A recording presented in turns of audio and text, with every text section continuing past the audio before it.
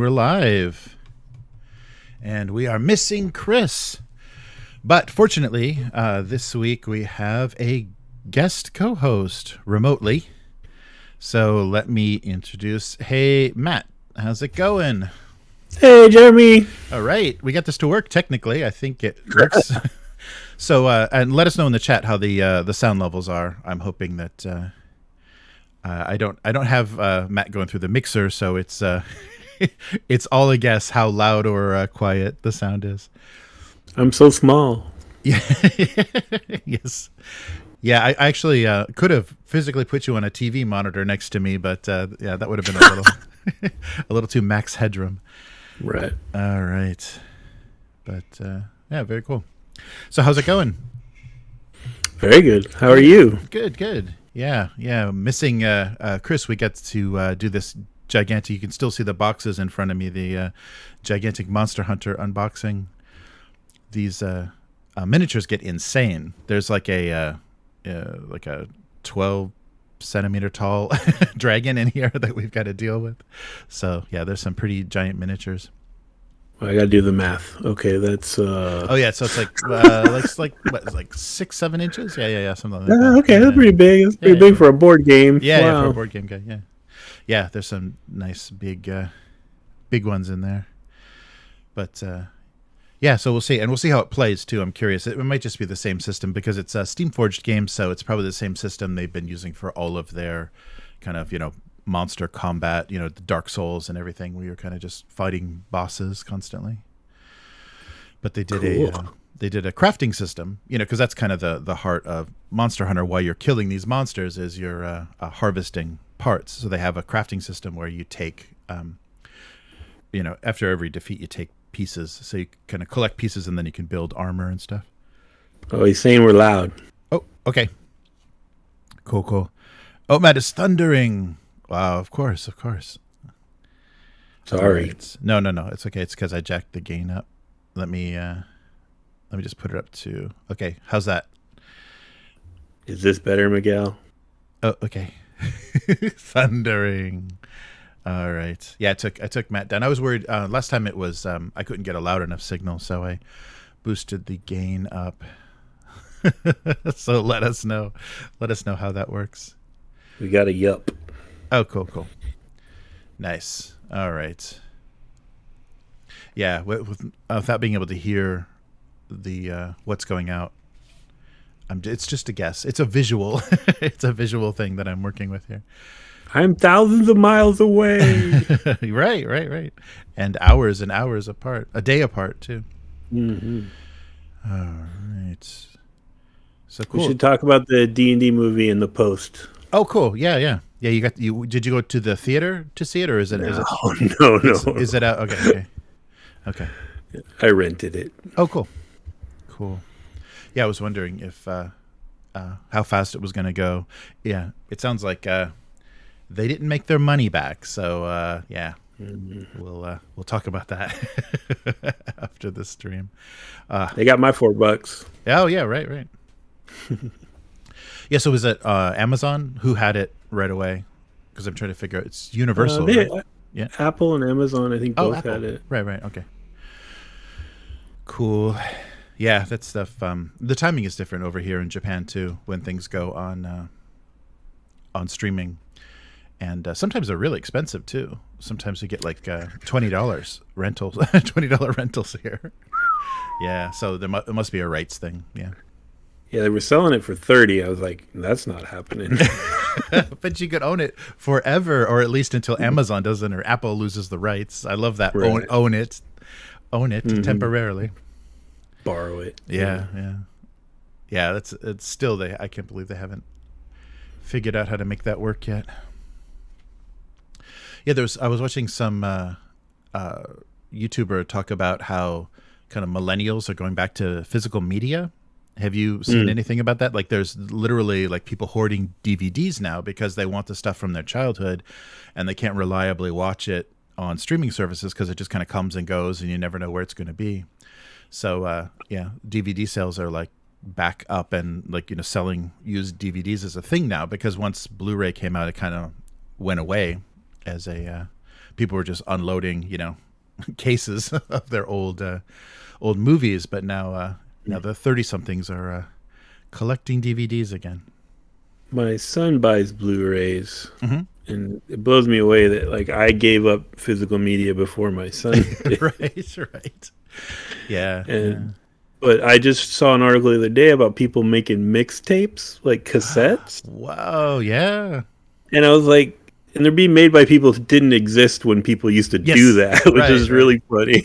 That is really funny. Yeah. I saw there was a band that just released a new album, and they're doing CD, vinyl, and cassette releases. So it's like, wow, I don't even know how to play a cassette now.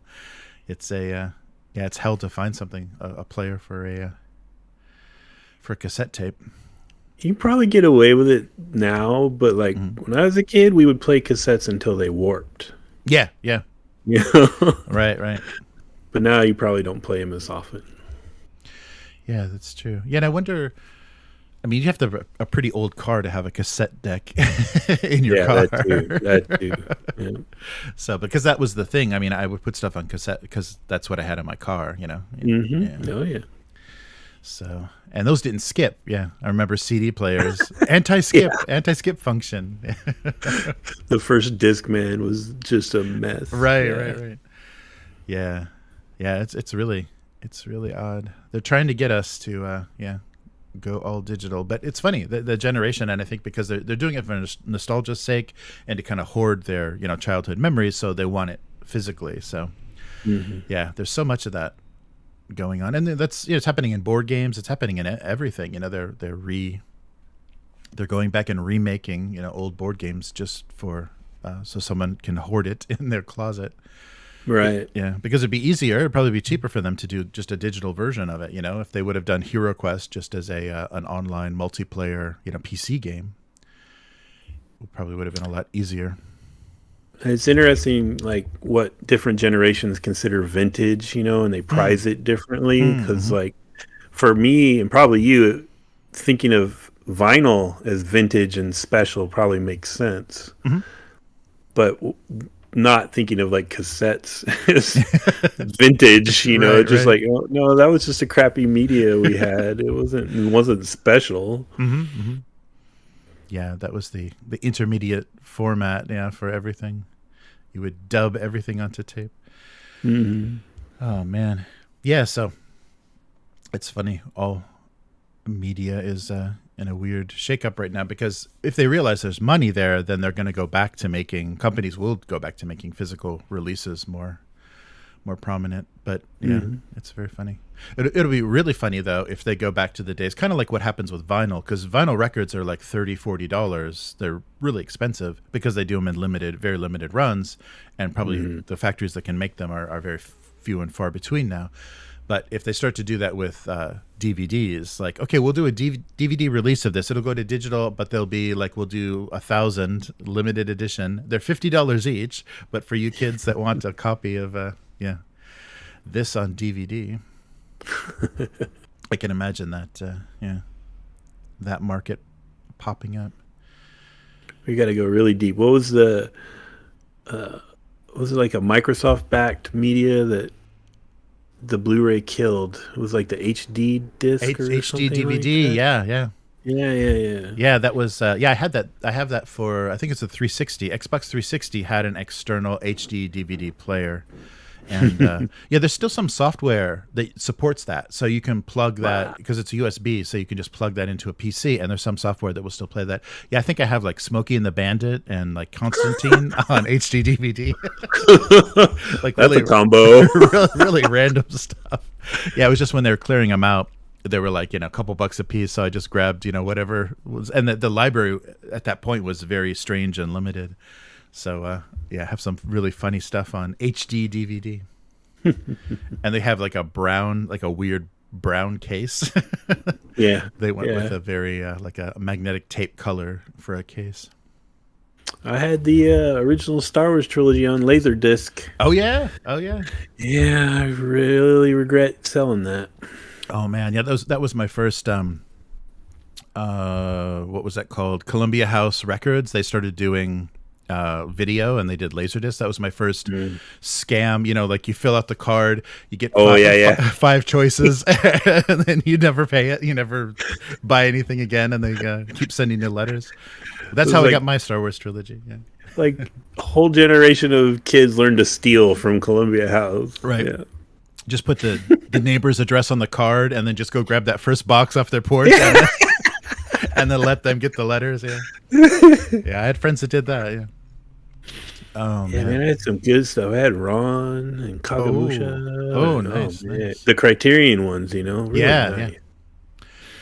Nice. Yeah, there's still Laserdiscs floating around in Japan too at the resale shops. You can still get used players too. It's a popular. I think it was a really popular format at the time, and there were so many like special, just like there are with music, special releases that had exclusive stuff on the Japanese release for Laserdisc that wasn't on other versions. Yeah. Always. Yeah. Old guys talking about old media. We got to change the name of the show.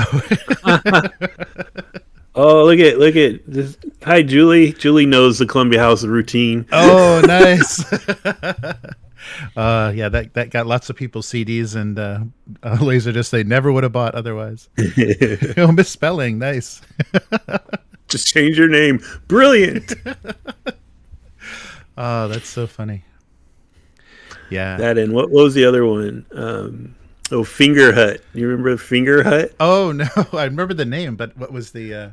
Oh, it was a mail order catalog place that people would rip off, just like Columbia. Oh. Really? They would send with whatever you ordered this like booklet of payment coupons. Oh. And so like every month you're supposed to rip one off, write your check and mail it back, you know, and then no one would. Yeah, don't worry, pay us later system doesn't work in America very well. That's so funny. very, very pre-internet scam. You can't really get away with that anymore. Right. Nice. Yeah, thanks. Hey, Jim. Orcus. Orcus, nice to see you. Very good. Yeah, we're talking some serious Gen X nostalgia here. Nice. Yeah, that damn D&D movie got us going down that. Somehow that became Columbia House. Okay. Yeah. Damn. All right. Well, yeah, let's get it started for this week, and stay tuned for more D&D movie discussion. Yeah, I'm really curious. I really want to hear Matt's opinion, and yeah, they were really counting on that. I think Hasbro was really banking on they were making the next MCU with that film, but don't think so. All right, let's do this. Oh wait, I don't have my notes. Sorry, let's almost do this. Psych! Whoa, a little premature there. Okay, there we go. All right. Welcome to the weekly. I'm Jeremy, and with me today is Matt. Hey, Matt. Hello, Jeremy. Hello, everybody. So Chris is on Golden Week holiday, so we thought we would do this a day early and with a remote co-host. Wait, this way, yeah. Oh, but I got to put you behind the chat. Sorry. See, let's see how bad this looks. So Matt is visually in front of the chat, but let's see how this goes. See, this is really fun to do a lot. Layers. You got layers. There we go. All right. So Matt is there and the chat is there as well. So, hey, everybody. And let's see for this week on the weekly. So first we're going to talk about Peacegames. So it's kind of like war games without the war. And Owen K.C. Owen K.C. Stevens charity bundles, Pokemon cards for kids only in Japan, and Warzone Eternal Returnals. I couldn't think of a better way to say that. Oh man! But let's start with another product of the lockdowns, the kind of pandemic lockdowns. So there is a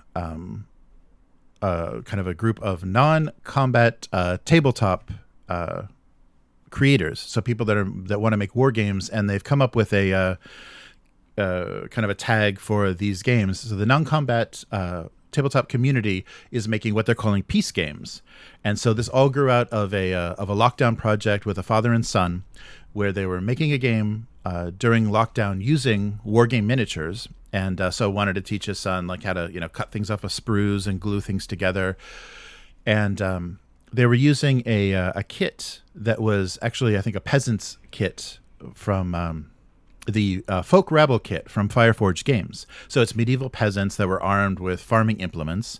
And his son asked, are they going to be picking apples? So that was something that I guess they had done as a family a previous fall.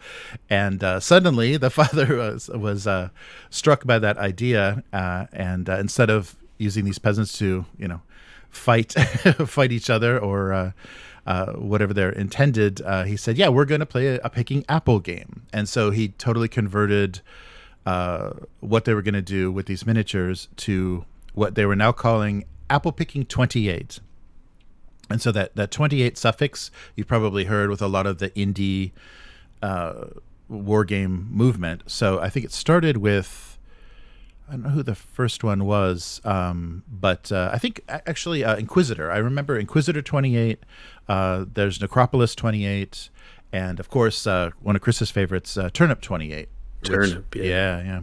So these are all 28 millimeter war games that are either have their own rule sets or modified rule sets, or just exploring different parts of the different parts of a world that haven't been fleshed out. So the Inquisitor, it's INQ 28. The Inquisitor 28 movement kind of does fringe 40K factions and strange Warhammer fantasy, but is still a skirmish based war game, and that extended then to a lot of other. So the Turnip 28 is a Napoleonic warfare game with a strong emphasis on root vegetables. So the corruption is vegetable based. And then Necropolis 28 is a kind of Dark Souls meets Warhammer version. But so this one game, this Apple Picking 28, inspired a community to kind of riff on this idea. And so now we have Dog Walking 28, Herding 28. So as you can guess, you're walking dogs, you're herding sheep, you're doing all sorts of things to play with war game rules, but not be playing war and killing each other. So in Apple Picking 28, the antagonist of the game is a flock of birds that devours the apple crop. So the players have to be faster than the birds and harvest apples. So I thought it was a really cute. So this article was on wargamer.com, and I thought it was a really cute kind of response to things. And really, that's I think Chris has mentioned that a few times, and that's a thing that maybe parents have a concern about now, is they want to get their kids into the hobbies they like Dungeons and Dragons or Warhammer, but there's a certain level of content or certain thing that they're not really excited about introducing their kids to, go to people's houses, stab them and steal their stuff, isn't a thing you want to you want to pass on, or just all the insane fanaticism and war of the Warhammer universe is maybe something people aren't comfortable with normalizing for their kids, because maybe their kids can't understand the message. They're getting the wrong message from those sorts of settings. Have you ever had that feeling, when you were raising kids? Did you ever were there ever violent content or anything you're like, maybe I'll keep this to myself?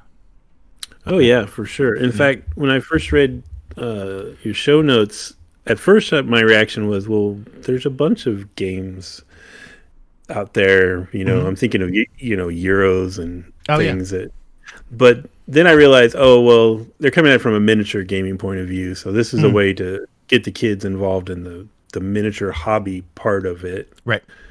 And that makes a lot of sense. So when my son was young, I had kind of come out of the painting and miniature part of the hobby. I wasn't really into that at the time.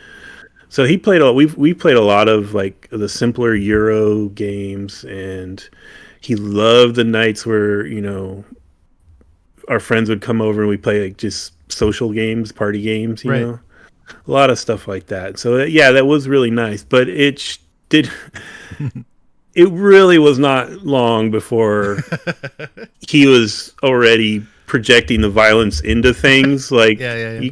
I don't know. I don't want to sound sexist, but maybe it's a little boy thing, I don't know, but it didn't take much to turn Legos into a gun. Right. And you mentioned the apple picking and the birds. Like, there's probably a point when you're playing that game with your kids where they're like, well, why don't we just shoot the bird, Right. or make a fire, or something. I don't know.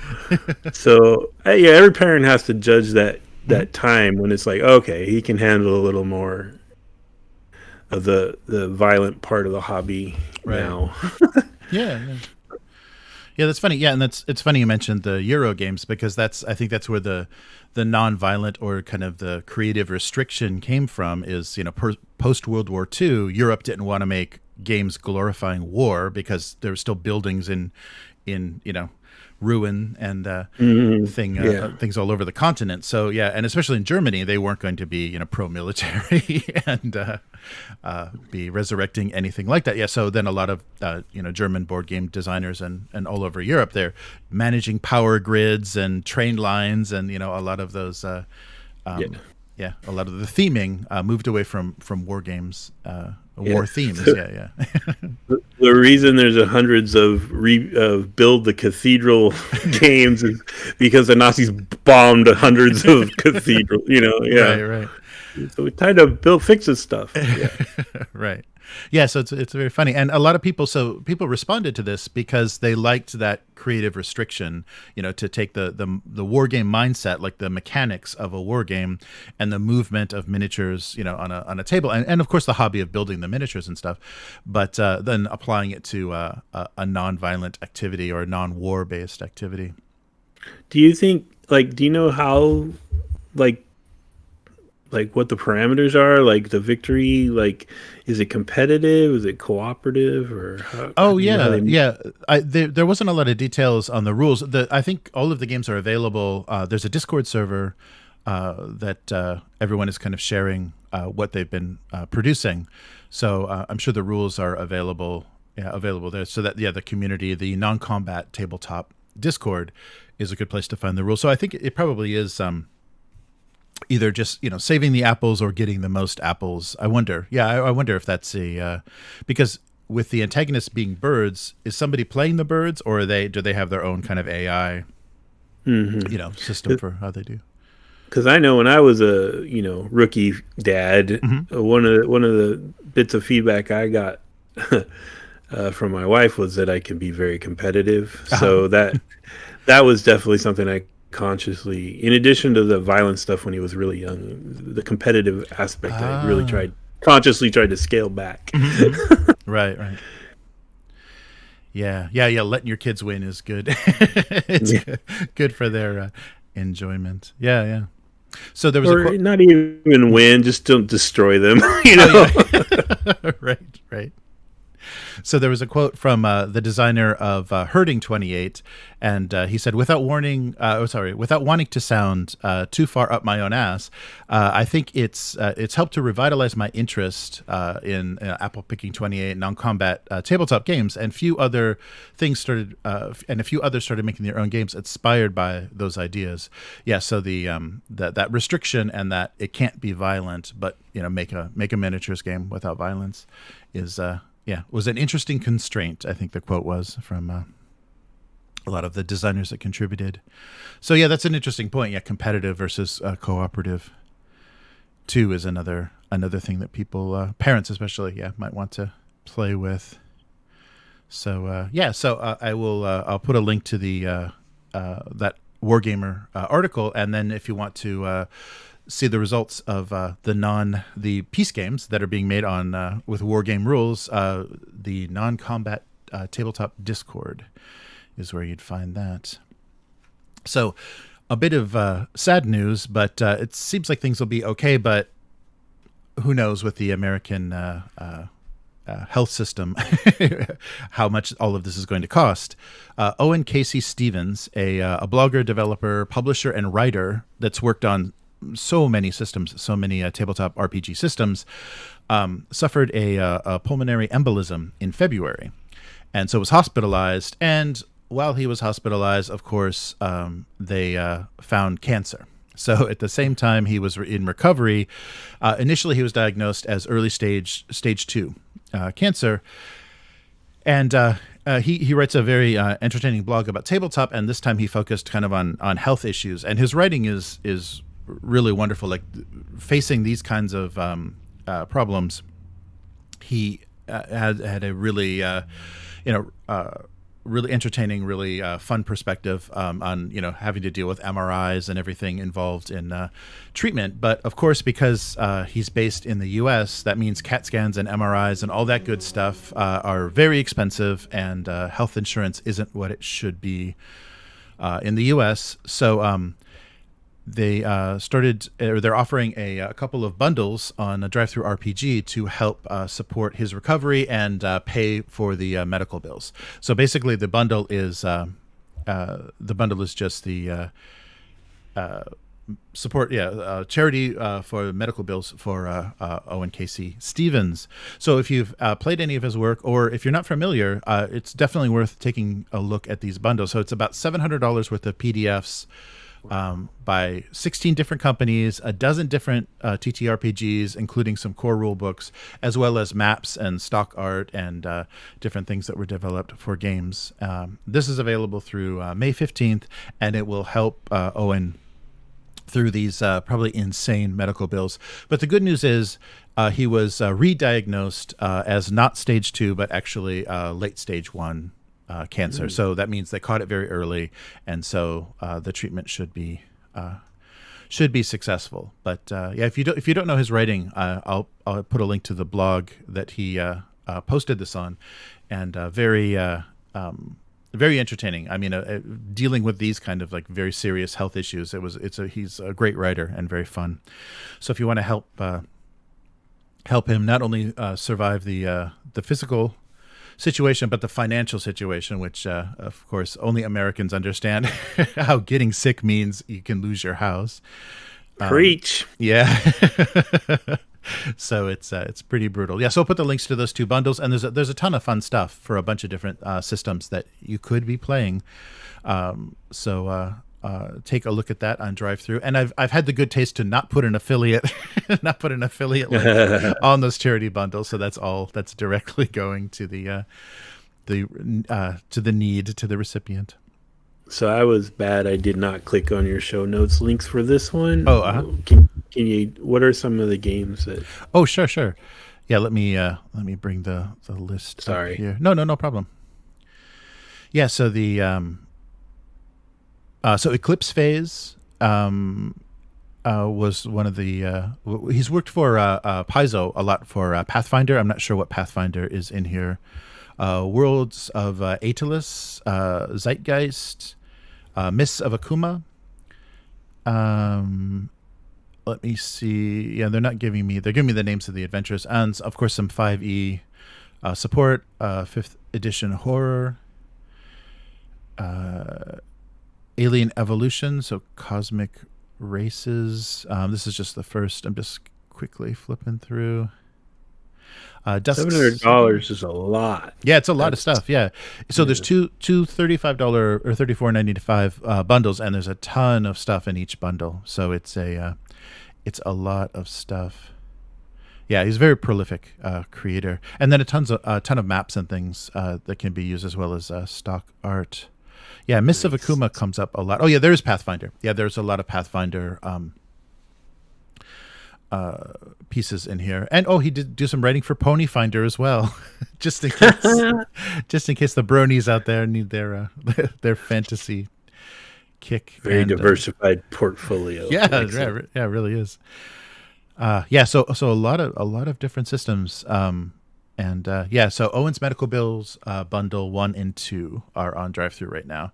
So yeah, help someone get through what's probably going to be a very expensive procedure. All right. So moving on to a little bit happier, topic. So I think all over the world, because the millennials are hitting that age where they're getting nostalgic, Pokemon cards are selling out everywhere. So that's even true in Japan. So there's a funny article in on Kotaku about a Japanese store that is banning adults from buying Pokemon cards because the owner of the store wants kids to be able to do what they used to be able to do, is enjoy collecting cards and enjoy playing games with each other and enjoying the hobby, instead of letting adults scalp boxes of cards or cases of cards for their weird business ideas and online auction sites. So this retailer is in Akihabara in Tokyo and is checking IDs to prevent adults from buying and reselling Pokemon cards. So I guess the Clayburst and Snow Hazard packs of this new series have some like special illustration and limited cards, which have made them even more desirable. So the cases have just been disappearing. So so the name of the store, of course, a very Japanese card shop name, Hareruya. So it's spelled with Japanese syllables, but it sounds like hallelujah. So hallelujah to Hareruya is they claim themselves to be the world's largest Pokemon trading card specialty store. And they tweeted on April 30th that they were allocated a big allotment of Pokemon cards from this new series, but they were going to set aside. We're limiting it to 10 packs a day, and decided that they were going to start checking IDs. So adults, including guardians and parents, are barred from buying these cards. And the store it was checking ID to confirm your age. And this was an interview also that the owner did on Live Door, which is a social media site in Japan. So the owner's name is Sho Watanabe, and his quote was, "Many shops exhaust their entire stock of Pokemon cards as soon as they go on sale, and people active late at night or early in the morning always seem to buy all the cards. So by allocating half of our stock for general customers, the shop can continue to sell cards to students and young children. Selling goods to children not only pleases them, but their parents as well. We feel this method of sales enables us to satisfy the greatest number of customers with items that are in such limited supply." So there we go. I get kind of a little bit business minded, but it's nice. Yeah. The first thing that comes to mind is it's going to be like a reverse liquor store situation. Yes, exactly. You're going to have like aunts and uncles grabbing, their nephew or whatever, and sending them in with cash to buy. Yep, Pokemon. Little 5-year-olds with fistfuls of yen are going to be walking into these stores, and their parents will be waiting outside. Yeah, that's very funny. So yeah, it is like a reverse liquor store situation, but it's nice that like these stores are actually conscious of how a lot of these hobbies are being ruined by the resaleability, the kind of scalpers that are actively trying to take advantage of nostalgia and popularity of certain pop culture things. Mm-hmm. But it's pretty cool. I wonder if that it sounds like a great thing, but it also kind of feels like it's good advertising for them too. Yeah, that's true. Hareruya. Oh my god. Yes. Don't they realize you can't get an American to say that and not sound racist? Yeah. Right. Oh my god. Yeah, it took me a while to figure out what they were trying to do with that name. If it was written in Japanese, I would have gotten it a lot quicker. But when it was in the Roman alphabet, I was like, what are they trying to say here? I would love to see Wizards adopt that for like tournaments, like kids only tournaments. I mean, I'm sure they've tried it at some point, but I don't think it's something they're doing right now. Yeah. Because, if you as an adult have ever gone to a real Magic tournament, it's just adults at their worst. Yeah, I can imagine. Yeah. That's true. I mean, I think they really should, because there's got to be money there because kids are very enthusiastic and they've got, parents spoiling them all the time. So yeah, there's got to be a decent market there, and then to keep it, kid based, so you don't have this. Yeah, I don't know. It seems like Japan is a little bit better at doing that kind of. There are kids events and things that they limit to. They limit certain ages and things, so that kids have their childhood still is a little bit more protected here. It's not so invaded by weird adults trying to take advantage. Yeah, I've seen that in like the role playing space. D&D and some other places will have like learn to play events for kids, but I've never really seen that with collectible games at all. Yeah, I think it's a good thing, and I think if they were smart, because those kids will be the adult collectors of the future, and they should actually be making like different lines of products and things that are. And I think maybe that's what Wizards of the Coast was intending to do with their anniversary collections. They were making an adult, nostalgia version of the original decks by having those anniversary decks that cost, $1,000.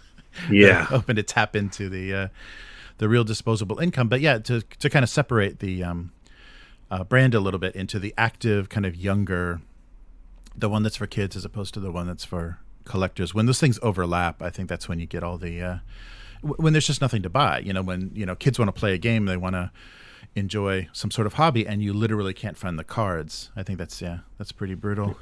Mm-hmm. And especially with Pokemon cards, it's also created a counterfeit market. There's a lot of counterfeit cards floating around now too, because the demand is so high.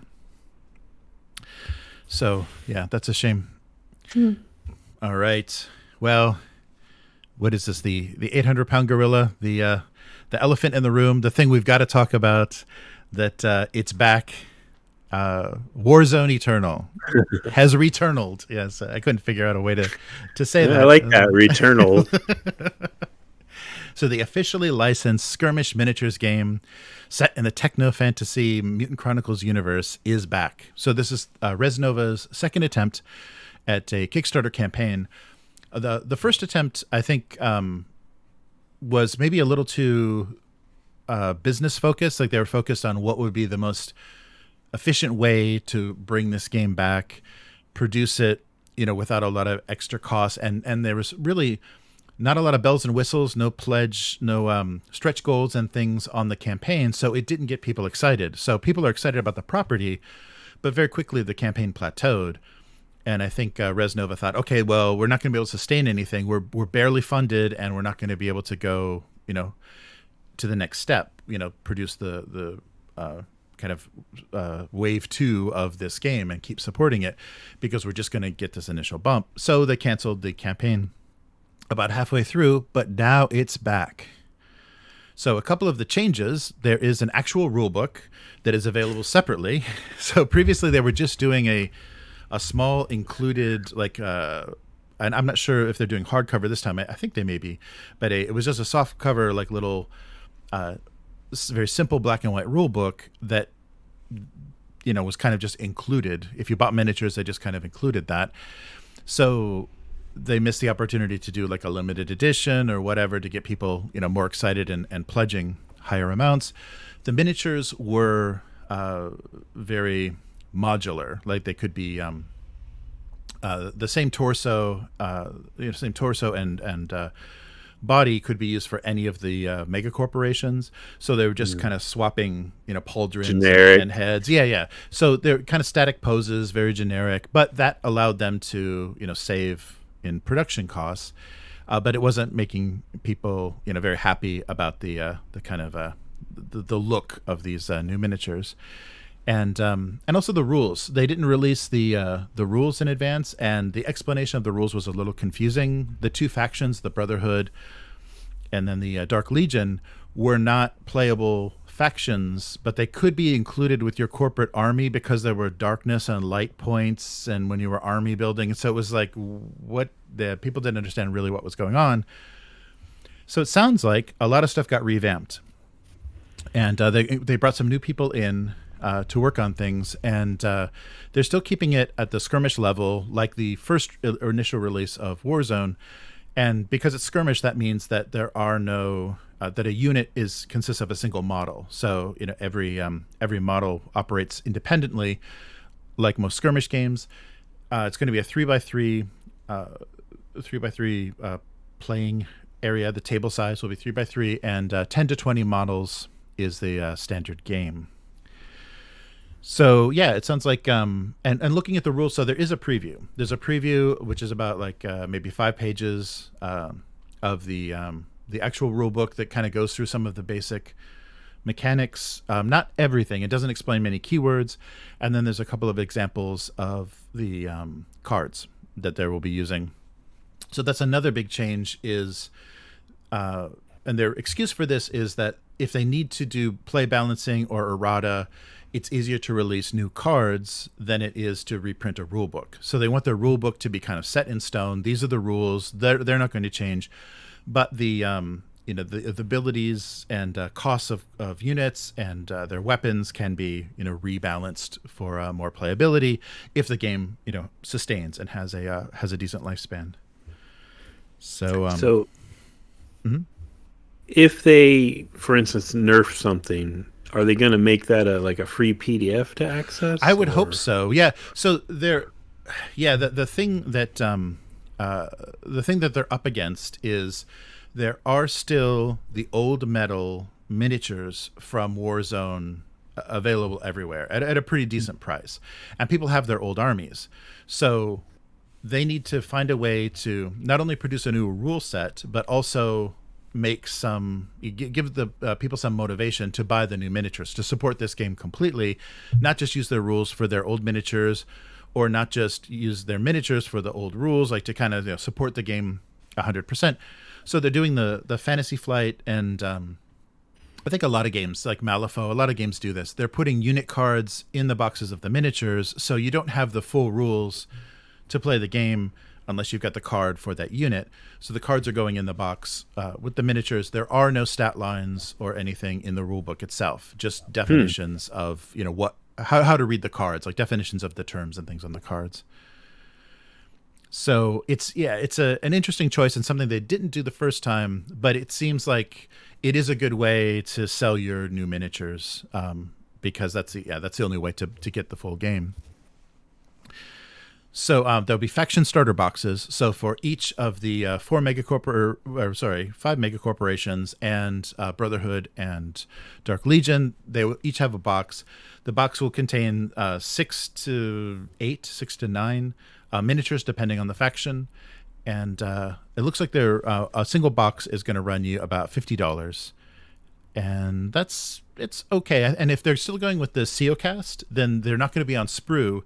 They're single pose kind of dynamically posed miniatures. So that also means that you're not going to have a lot of multiple weapon options. There won't be head options or weapon options.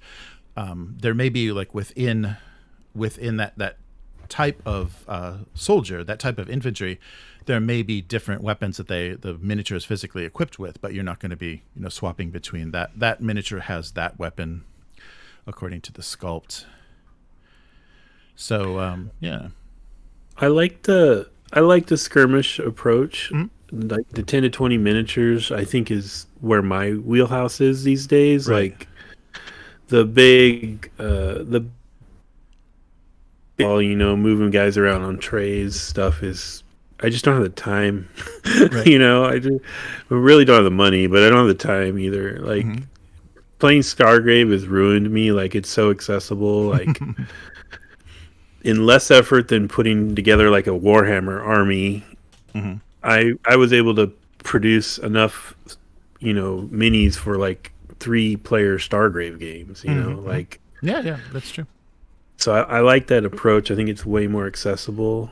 I wonder, they're probably never going to get here, but if they get so successful that people are getting real competitive and they're having like sanctioned tournaments, that kind of thing. Like these cards, it's the internet. Like everyone's gonna get them. Everyone's gonna have the cards, whether they bought the box or not. Right. And so they can get their old miniatures and stat them up with these cards. So, which I think is great. But if you look at it from like the Games Workshop lens of capitalism, it's not.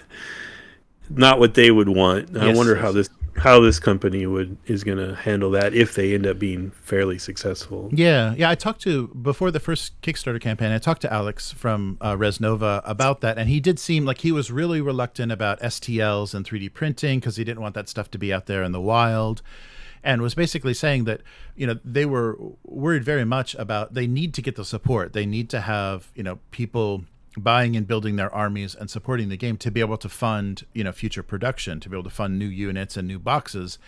And so it's a difficult balance, and especially with there's an Irish company that got all of the stock left over from Target Games, and they've been releasing metal miniatures for Warzone for a long time. You can get not everything, and especially not some of the larger metal and resin pieces, but you can get a lot of stuff through them. So they're actually in competition with that old stuff, and yeah, so that's a little bit of a challenge to figure out. But the popularity of this game, if it is the official licensed game, people should be more inclined to support it than just supporting an old, someone that has overstock from the previous version from the 90s. So, excuse me. A couple of things that, so it's good timing, I think, because this is the 30th anniversary. So 1993, so 2023, 30th anniversary of Warzone. So they're hitting a sweet spot as far as nostalgia. They're not really promoting that very hard, though. There's no T-shirt or anything like they did with BattleTech to say, let's enjoy that this hobby's been around and let's bring it back. And something that they're doing by trying to cater to the previous players and fans of this setting, they're not really going to be moving the game forward. They're not really going to be moving the setting forward. They're just kind of, just like the re-release of Hero Quest, they're just, reinforcing that nostalgia. They're doing some nice miniatures that have a nostalgic look, but are more, taking advantage of more contemporary digital technology for the sculpting and everything. But it doesn't seem like this is going to be a springboard to make Warzone this game that is competing with other stuff that's out there. It just, is going to hit people that wish that game was, wish it was still a living game and was out there, but there's a little bit, still too much. And I guess that's what the players wanted. I guess that's what people, really told them in the last campaign, that they want the nostalgia. But that also means that this game is not going to be moving forward. It's just going to be kind of stuck in this, stuck in recreating a game with an updated, a little bit of an updated flavor. So it's the thing I worry about. Is it's hard to they don't. How much creative space for expansion will they have? Right. Is that property? Well, okay, it's in a group of properties, right? That whole universe is there were a couple, because there was an RPG and basically things coming from the tabletop RPG, and then they made the setting. They did a miniatures game for the setting and also a collectible card game.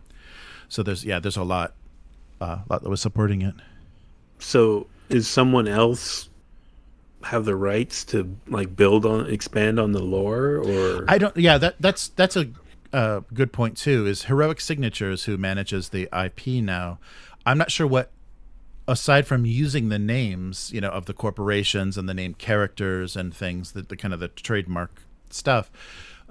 I wonder what they have rights to, because they are producing fiction. So they said that there is going to be fluff and fiction in the new rule book. So, but I wonder what their license gives them as far as being able to extend it. Could they, because the Warzone setting. So this game takes place in the same kind of time period of the setting that the previous game took. So it's not moving forward. It's kind of existing in this, what they call the Second Corporate Wars, when the corporations are fighting each other, but then they realize, okay, well, we've got demons, we've got this demon incursion. So I guess if we don't, work together to fight this, we're all screwed.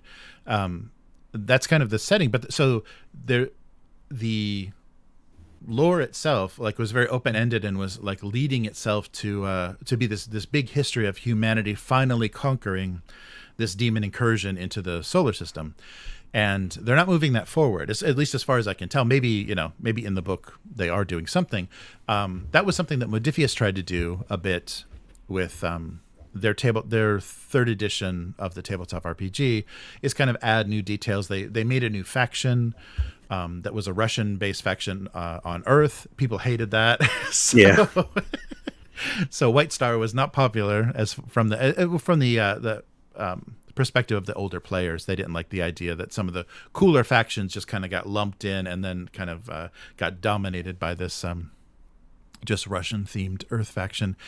So it's a little tricky. I wonder what they actually can do. So it seems like they basically have the rights to make a war game and use the names that were used in Warzone from Mutant Chronicles. Because I peeked at the Kickstarter before we started, and they're at like 90,000 on a 70,000 goal or something. Yeah, they funded in just a couple hours this time. Yeah, which is great. But if you compare that to your typical big miniature game on Kickstarter, right. it's not.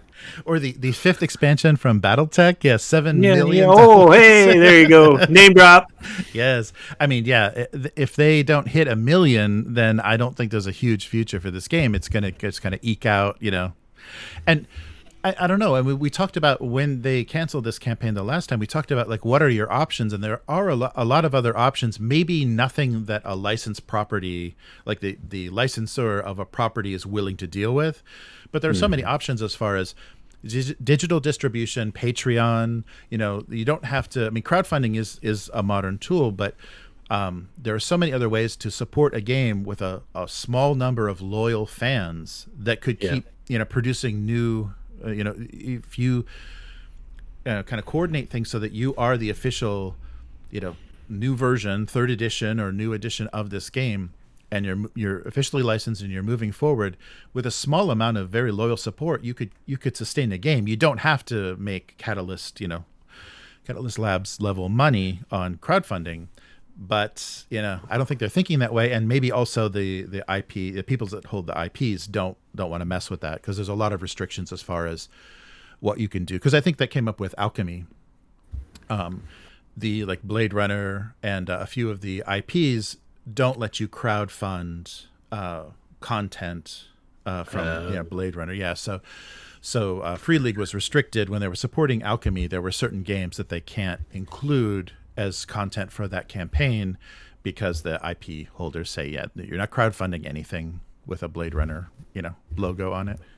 That's why some of the games they support those games, but they don't have any product for it. Right.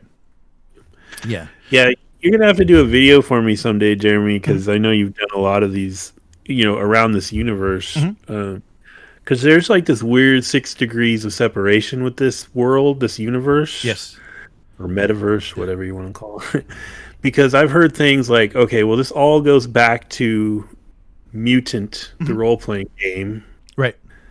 Which is so much different than this and Mutant Chronicles. Right.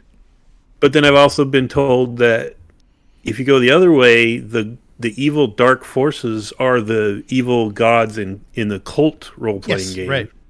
Which has nothing to do with this at all either. Right. You're just wandering around Germany doing creepy occult things, and it's like, wait a minute. Yeah. So I would love to see like the Charlie Day and Always Sunny at the conspiracy board tying this all together, Okay, I'll get that. Yeah, I'll get that going back here. Yeah, I went through a little bit of that. It was in Swedish, of course, but there was a company in Sweden that did a kind of historical survey of Mutant, and they went all the way through from the original version of Mutant, which is just post-apocalyptic survival, to the Mutant Nua, the NYA New, which is their cyberpunk version. So they kind of go from post-apocalyptic to a cyberpunk, and somewhere in there they kind of discovered that Mutant Chronicles universe, so that humanity survived, but then there's this demon incursion, and so after the world recovers and they flee the Earth, then they get to fight demons. But for some reason they are the same demons that you find in Germany. Yeah. But I think it was just a lot of cross-pollination between game creators and stuff they were inspired by, because there was kind of a Gamma World inspiration for Mutant. Was kind of a they like that post-apocalyptic kind of mutating survival setting. But yeah, there is a lot of fun history in there. So that flip through I did of the book, you kind of can see a lot of that evolution. Of course, I didn't have a translation, so I missed a lot of details, as some of our patrons were very, very sweet to remind me. There were some things I got pretty wrong doing the flip through. But it's an interesting evolution. And this is kind of the thing that I like so much about Mutant Chronicles is it's the same sort of ideas and forces that are working in Warhammer 40K, but it's frozen in time. It's frozen in that extreme, radical 90s, silly vibe where it's a little bit more playful and a little bit more ridiculous. Yeah. It's more satirical, and Warhammer has definitely lost that. They're taking themselves way too seriously. I mean, they're producing beautiful art and beautiful miniatures and terrible rules, but I like the fact that Mutant Chronicles kind of got frozen in time, so it's a nice relic of the 90s, 90s role play and extreme, everything's badass, and has that a little bit of tongue-in-cheek. Games Workshop lost the ability to laugh at themselves. Yeah, definitely. I guess once you get shareholders, you can't do that anymore. Yeah. But and the other thing, so looking at a little bit of the rules for this new Warzone Eternal, it looks like they were had a little bit of inspiration from Infinity. So Infinity is a really solid, very, very deep, a lot of complexity in a skirmish game. It's one of those like line of sight skirmish games where you're actually like, using laser pointers to try to see if you can see 20% of a model's, silhouette and stuff. Yeah. So it's a real kind of, hide and seek kind of fun way to do a miniatures game, and because it's in a kind of a techno future, that works really well. It seems like they're doing a light version of some of the Infinity rules, because their range changes the effectiveness of weapons, and also they have I forget what they're calling it. You can counterattack. So if someone's shooting at you, you can shoot back. So you can either choose to get out of the way or shoot back, and that's very Infinity style. So that during a player's activation, the other player is still active and making decisions. So that has a nice kind of back and forth. The one thing that they're missing, though, that Infinity has that works really well is you're doing all of your rolls, you're rolling against each other. So you're doing these opposed rolls, and how far you are above or below a certain target number compared to what your opponent is doing has an effect. So you can actually effectively kill someone that's shooting at you with a very lucky roll. And so some of those some of those mechanics are really great, real swingy and really fun about Infinity. They're not quite doing that, but they're imitating some of those. So their reaction system is what they're calling it, imitates that. And of course it's D20, so it's a D20 roll that you're making, but I don't think they're doing any sort of opposed rolls. So it's not quite at that level that Infinity is doing. So alternating activations, and most miniatures count as a single unit. There are some what they're calling raw foot soldiers or mindless undead that activate in groups, but mostly you're activating a single miniature each time. Special abilities, a range of different weapons, and they're doing scenario-driven gameplay. So they're trying to reinforce the narrative of it, which I think is pretty necessary. Unless you have a really deep rule set, having narrative makes it a little more interesting, and so you're not just trying to eliminate your opponent, or you're trying to just sit on objectives. There's actually story reasons why you're doing the things you're doing.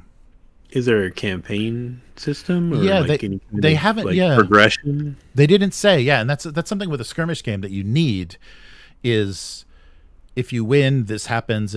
So maybe that's built into the narrative. Maybe that just determines what happens next.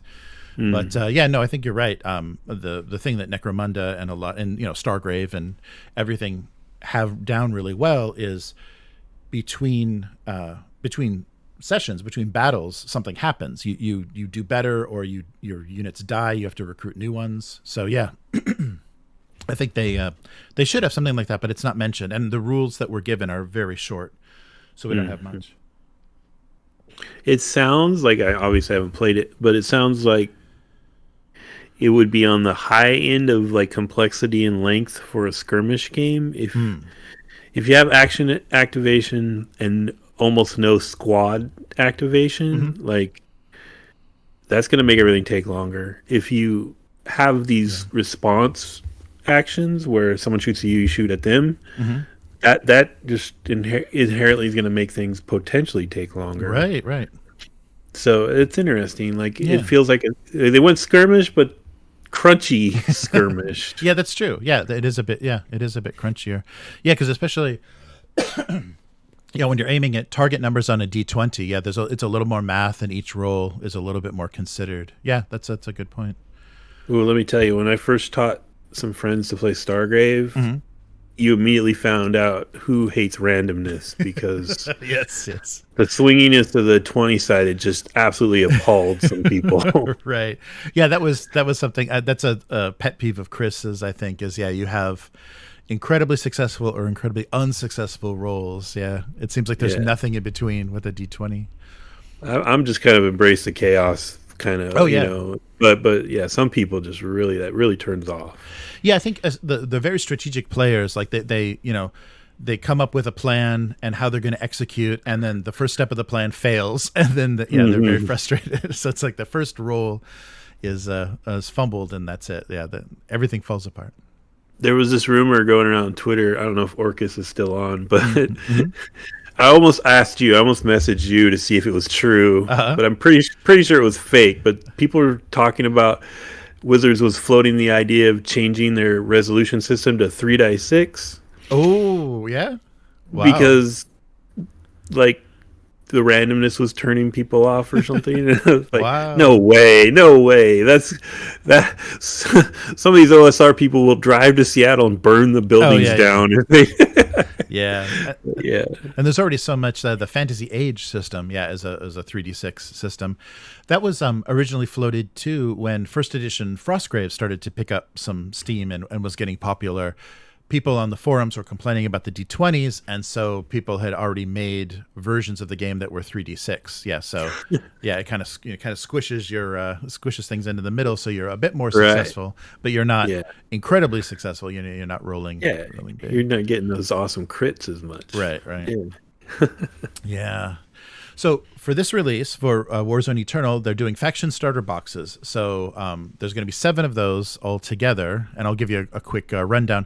So each of the boxes will have 3 iconic troop types, and these are single pose, more dynamic miniatures that can't be. I mean, you can customize them with some hard work, but they're not meant to be swapping things out. So Bauhaus will include the Venusian Rangers, the Blitzers, and the Étoile Montante. The Capital will include Free Marines, Sunstrikers, Martian Banshees. The Martian Banshees were a little disappointing. They need bigger rockets on their backs. Cybertronics, including the Chasseurs, the Mirror Men, which were an interesting choice. I mean, they're iconic choice, but as a miniature, I haven't seen another take on them. So that was fun. And the Attila cyborgs. And Imperial gets Blood Berets, Golden Lions, and Trenchers. So the Trenchers are a cool-looking unit for Imperial. Mishima gets the Hatamoto, the Shinobi, and the Shadow Walkers. Algaroth, the Undead, the Dark Legion, gets Undead Legionnaires, Necromutants, Centurions, and they get a bonus box with the giant Razide in it. So there's a pretty huge miniature that it's pretty pricey just for a single miniature, but it's a nice piece. And then the Brotherhood get their Fury, Elite Guard, Sacred Warriors, and the Mortificators. So the miniatures are chunky and very reminiscent of the proportions of the 90s miniatures, but they have the refinement and kind of detail of modern digital sculpts. So pretty good looking, depending on your taste. Pretty good looking. Definitely much better, less static, and more interesting visually, and maybe a little bit more fun to paint than the previous incarnation. But for the people that like to customize, it's a little harder. Yeah, that's true. And they didn't mention previously they were going with the Ceocast, the kind of resin plastic resin cast. So that may be the case as well. So I'm not sure if there's going to be assembly required or anything, but they're not going to be on sprues, but they may be in a couple of pieces, similar to how Infinity does things. A couple of things that are different from this time around is Secret Cow Level, the company that's doing the digital version of the Doom Trooper collectible card game, is giving everybody above a certain level, which is a pretty low threshold, 5 packs of cards for their game. So you can get right into that. And the Death Ray Designs, I think, is doing slide decals, water slide decals for the all the faction icons and things. So you can add a little bit of iconography, not having to freehand everything onto your. Oh, that's nice. Yeah. So that's so that'll be a $5 add-on for your faction. And this time they're also doing a rule book, an actual physical rule book, and they're doing it was physical last time, but just afterthought, kind of very cheaply executed. And they're also doing acrylic tokens for objectives and conditions, as well as a measuring tool that's branded Warzone Eternal. So yeah, this all just kind of makes me. I mean, those are cool add-ons, and that combined with all these different miniatures makes me question. Maybe Kickstarter has made me jaded, but like it just makes me question why this isn't blowing up more. Right. It always seems like when you have a Kickstarter that has a load of miniatures and cool little tchotchkes or add-ons, you usually see some big numbers get pulled in, even if it's a game you've never even heard of. Yeah, that's true. So and we'll have to see as the campaign. I mean, I don't like in their updates where they mention we're considering, we're thinking about, because that means they don't have a plan that they're executing on. I mean, they with crowdfunding you need to be flexible and you need to be able to adjust to what's going on, but you should have a really solid plan how you're going to execute, how you're going to promote. And with the campaigns that really blow up, even if they're not something that's necessarily that popular, you get spammed with it everywhere. So you should be seeing Instagram ads. You should be seeing it, popping up in everywhere that you're cookied, having, and any one of your cookies that tells you like Warzone. You should be seeing that everywhere. So they really needed to also have a good marketing budget to go in on this, because all they're going to do, if they're just going to rely on their Facebook group to then, they're going to fund, because there's a lot of people in that Facebook group, and the IP is popular enough with nostalgia and previous players. But and the other strange thing is I like the miniatures. I like the direction they took for a lot of the miniatures, but I supported the Modifius Siege of the Citadel board game. So I already have a lot of these miniatures. I mean, I could play this game with those miniatures, if it is going to be skirmish level. I mean, those miniatures are not great. They're board game miniatures. You could tell they started with a base human, digital model when they sculpted and stuff. They're a little generic and weird. But so there are the old metal from the original Warzone, and there also are plastic that Modifius produced, which include almost all of these units. So it's tricky. Yeah. Yep, because Modifius doesn't make a role-playing game without making miniatures now. Yeah, I know. They really love miniatures. I blame Chris Birch. I think there's a secret miniature game lover in there that started a tabletop RPG company. Yeah. But I don't know. And I'm curious about the timing, because the big thing they have hanging over their heads is Warhammer 40K 10th edition is going to hit in June. So people may be saving their money because they know they're going to have to spend $400 or whatever just to, get the starter set of the next version of 40K. And what a hustle. I know. Yeah. Oh, and they've already, so they're on this like weird, Games Workshop is on this weird cycle, not to go too far into this, but they already announced that next year we're going to get another version of Age of Sigmar. We just had one during the pandemic. We just had a new version. And so they're doing this like 3-year cycle now. So they can't even get all their rule books out, all their codexes or their army books out in time before the next version of a game drops. That's absolutely insane. That's a way to move a lot of paper. So if you don't want to support that kind of insanity, you should support Warzone Eternal. Yeah, so I mean, I don't know. They really need this to blow up for this to have legs. And I don't know if they're overestimating the popularity of this, or because that was the thing when Modifius did the 3rd edition of the tabletop RPG. There was an interview with a YouTuber that's like, why would anybody care about this game? Like he wasn't familiar with it. So he's like, why would you bring this back? And so they confronted Modifius directly with, who cares about this? So that's a thing to overcome. You have to not only appeal to the nostalgia of people that want this to come back, but also be able to attract new players with it. And, 40K is a big shadow to get out from under. And this has so many of the similar ideas in the setting and everything of 40K that, it's a harder sell than I think they realize. Guys in armor with big guns shooting evil dark things. Yeah, no similarity. Right. It was well. I'll tell you what. What's that? Either way, they need to fund this one. They need to. I mean, not just fund. They need to not cancel this one. Yeah. If they want to ever do anything in the future, whether they make enough money to pay for the next Kickstarter, like all the Kickstarters seem to do now, mm-hmm.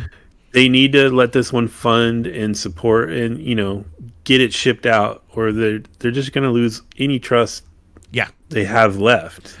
Right. Yeah, I think this is their last shot. Yeah, if this doesn't, and the thing that I'm worried about though, that I've seen happen with smaller productions, is they successfully fund, they successfully kickstart, they fulfill, and then it just kind of dwindles because the game gets into people's hands. It doesn't become their main game. It doesn't become something they want to continue to support. So there's no. And I'm not even sure what they're going to do as far as a retail release on this. Their previous crowdfunder, they said no retail release. So that does get people to support the crowdfunding a bit more and buy directly from them. But that also means there's no growth. There's you're going to get the players from the crowdfunder and then less. They're just going to diminish. They almost need to look at if it's a limited fan base. It's like these nostalgia players for the most part. Mm-hmm. What's that co-op superhero card game? It was an indie thing, mm-hmm. and it was very successful because they turned it into a subscriber model. Oh, uh-huh. And, I'm totally blanking on the name of it right now. So it was their original content. Mm-hmm. They weren't using like licensed comics at all, and it's real embarrassing because I played it a lot back in the day. But anyway, that almost might be better because like those guys, they did very well. They stopped making it now. They moved on to other games, but through the subscriber base, because they had their fans that they built up in their initial Kickstarter, mm-hmm. and then they pivoted to the subscriber system. Okay, you like this game? We're going to make more for it.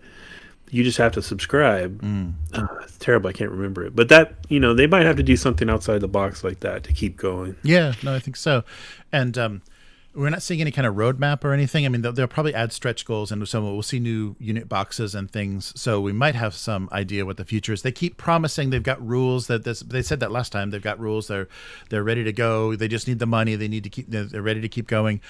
But we also need to, kind of deal with the reality of this may fund, and you need to be happy with everything that's included in this campaign, and that being all there ever will be for Warzone Eternal, and that needs to be a complete game, because unless they really have plans to go into competitive tournament play and all the stuff that sustains that kind of treadmill of, I got to buy new units and I got to keep building my army, unless they move into that world, this just may be we're bringing back Warzone, and here is the complete game. This is all the units you're ever going to see. This is all that is ever going to be available, and it needs to be enough. Like, people need to be happy with that, because it's very possible that they're not going to be able to go very far beyond this if they don't see 6-figure support. They need to be like well into the $500,000 to like make this something that they can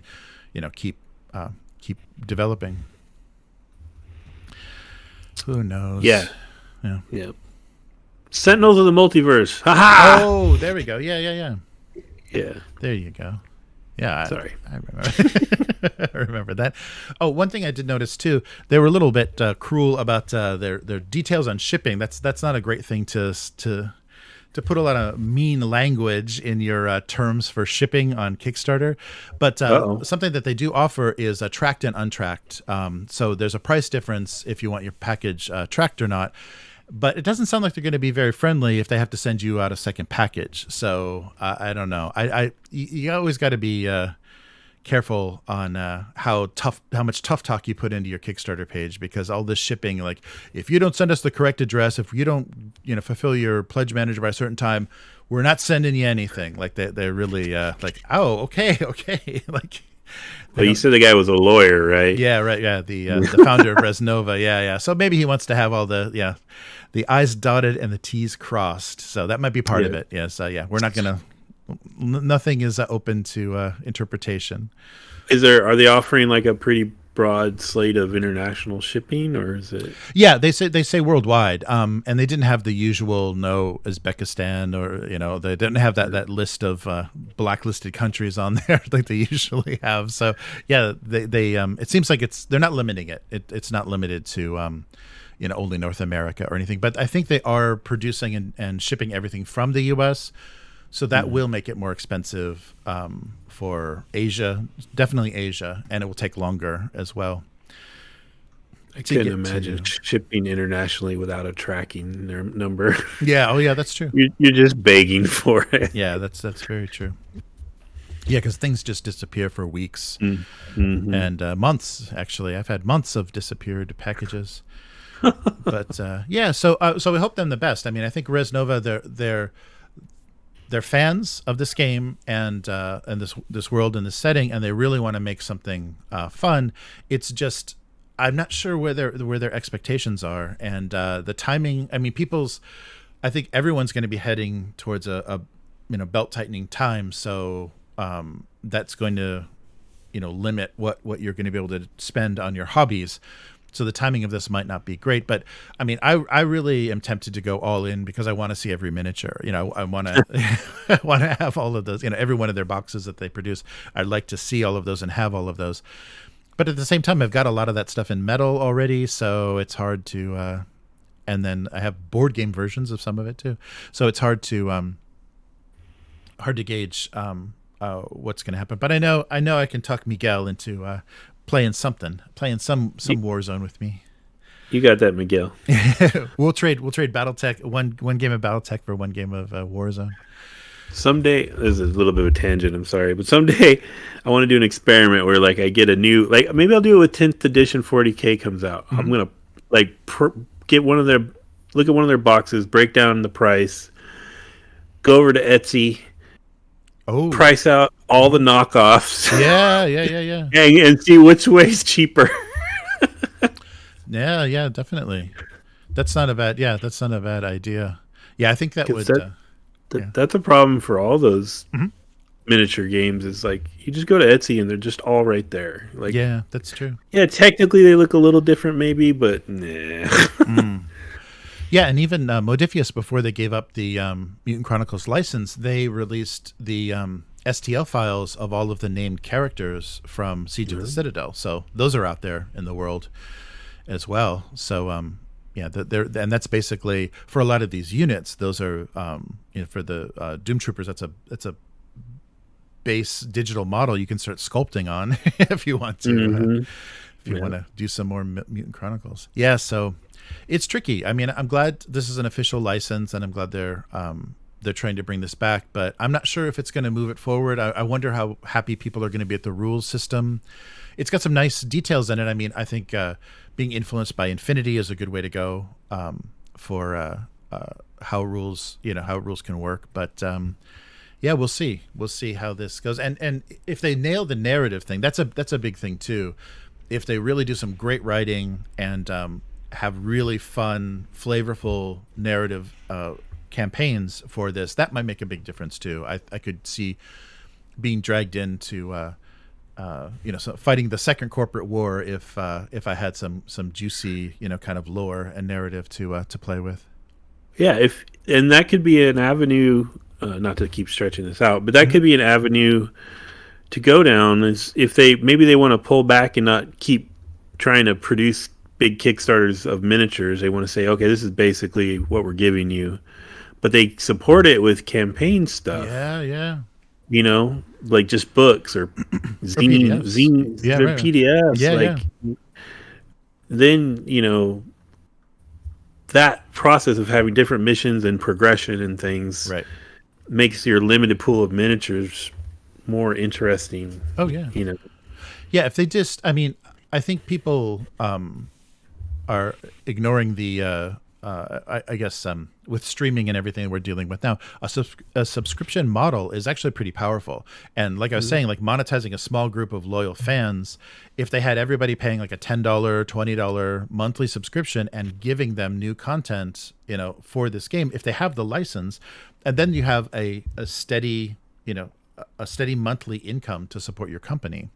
And if you don't have to support, if you're not making more models, if you're not having to do the really expensive part of the production anymore, where you're just doing writing and layout and some play testing, then that might be a really good way to go to give this game some serious life. But I don't know. We'll see how it goes. I definitely wish them well. I love this property, and they did a nice job this time. I think they took the criticism and the input and really tried to retool things so that it made more sense to the people that want to play this game. We'll find out. So keep an eye on that. It's crowdfunding for the next month. I'll put a link to the campaign in there. Yeah, I'm really tempted with a lot of the stuff that they did because it looks good, and I definitely want to see the rules. So either way, I'm going to have a very expensive rule book sent to me, I'm sure, at some point. It's going to be, because I'm really afraid shipping from the U.S., literally a $50 pledge will cost $50 to send here. So it's going to be brutal getting stuff to Japan. But at least, at the same time, I'm happy they're not producing everything in China. They're going to be U.S. based. Yeah, that is cool. That's nice. So definitely worth supporting. And definitely worth paying. Definitely worth paying a premium for, because that's a good thing. So Warzone Eternal is back. So keep an eye out for that. All right, so that is going to do it for this week. So Matt, thank you so much for helping me out with the co-hosting. My pleasure. And so where can people find you? Is there anything that you want to bring attention to? Anything on DriveThruRPG or anything people should take a look at? Well, right now I still just have the 2 Twilight 2000 supplements on there. I am right now working, just barely started integrating your art, sir, into my Session 0 for Forbidden Lands that will go on DriveThru. Excellent. And then I am torn on what I'm going to do next. I thought I wanted to do a Choose Your Own Adventure book set in Forbidden Lands. Mm-hmm. I still might want to do that, in which case I'm going to need your help with the art again. Yes. And then I also started thinking about a one book horror game system, which it's a long story. Maybe once I flush it out more, I'll explain it better. But set in the 70s, kind of a Hammer horror film thing. Yeah. But beyond that, you like injected in my brain the idea of turning one of our Forbidden Lands adventure sites into a little book. Yes, I want to. Yeah. Damn it! So I just want to draw eyeballs and viscera. Yeah. Oh yeah, I'll let you. So I might do that next. That would just be, just a small little adventure site I'd throw on DriveThru for funsies for like $1 or something. Right, I don't know. But yeah, finding me. I'm on Twitter. It's a mess, so I don't know. I don't even recommend people go to Twitter anymore. Right, it's a nightmare. Yeah, what was what's the alternative that you recommended? The alternative platform? I'm on Tribal. Okay, I'm on Tribal right now. It's kind of cool. There's not a lot of people, not a lot of interaction, but it's much more designed for channels. So, like, if you want to talk about a game thing, the people that are interested in game things are going to see it. You know. So that makes a lot of sense. So it's kind of good for that, but it's not a huge base right now. But no one's yelling at me over there either, so that's cool. Yeah, that's a nice thing. Yeah, God bless Orcus. He's He's a champ on Twitter. Like, he doesn't take the shit from people. Nice. Nice. Hail Orcus Dorcas. Yeah.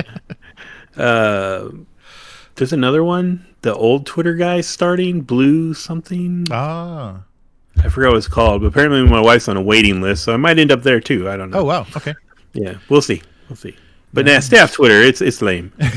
Yes. Except follow Upturned Table and Orcus Dorcas, and then everything else can screw it off. Exactly. And Hive Mind with Y's, not I's. Yeah. Where are you, Jeremy? Oh, hey, I'm tomorrow I'll be doing my cartoon stream, so I kind of swapped the days. So if everyone is very confused about what's going on, I swapped the days. So tomorrow night I will be live streaming the drawing of my single panel gag cartoon. So Abuse Cartoons on Twitter and YouTube. And if you want to read the cartoon, go to gocomics.com/domestic abuse. A wonderfully named cartoon that gets all kinds of compliments for having that name for so long. So yeah, 20 years, 20 years of gag cartoons on Go Comics. And if you want to support what we're doing on Upturned Table, consider becoming a weekling. So patreon.com/upturnedtable. The weekling is the tier that lets us know that you're supporting what we're doing here and give us input about what you want to see on our weekly rundown, as well as other content for our actual plays and lore series and things. And we've already, in the comments on Blade Runner, we're already are getting some more, where's more Blade Runner? Where's more Blade Runner? So I hope that... let's do it. Yeah, I hope Freely gets on that. I saw a live stream where one of the founders who was writing the Case File 2 said he just had a kind of narrative breakthrough, so that maybe progress on writing Case File 2 is coming. So yeah, things that didn't quite make sense or work narratively are coming together. Wasn't aware they had a writer block. That's scary. Yeah, that was yeah. So everything. Well, I can tell you, like, I think your Vasson stuff, if you start putting that out, it's going to be in the same wheelhouse. I think a lot of the people that enjoyed the Blade Runner stuff would enjoy the Vasson stuff too. Yes. Yeah, it looks like so I've got the first part of Dragonbane edited. I think it's going to be probably a two-parter, like each just over an hour. Cool. Yeah, so I was going to edit it as one big piece, but I think with all the tokens I have to move on the map and stuff, I'm going to make myself too much work. So I think I'll break it into two parts. So and that's really fun too. So if you enjoy Matt and Will in Blade Runner, you'll definitely enjoy their characters, even though they're the pre-gens. They bring life to pre-gens. I mean, that's a skill in and of itself. So the Dragonbane's coming up, and Vasson will be the same sort of thing, investigation, and we will be playing another session this weekend, and starting a new mystery for Vasson, and it's a brutal one. I'm just going to warn Matt right now, it's going to be brutal. How much more? Yeah. For those at home, Jeremy almost kills me every time we play that game. Yes, so that's right. Yeah, either mentally or physically, you take quite a beating. Mini soiled pantaloons. Yes. But that's where we are. So Upturned Table on all social media, and take a look at upturnedtable.com for basically everything that we've done so far, and subscribe to this YouTube to get notifications of when we go live. And this is also produced as a audio podcast. So wherever you listen to podcasts, search for Upturned Table. And the RSS feed will be the entire audio from this live stream. So if you're a patron, you can listen to us instead of having to tune in or stream from the archives. So that's it for this week. So thanks again, Matt, for joining me. And thank you. We'll do this again next week. Goodbye. Oh, hang in there.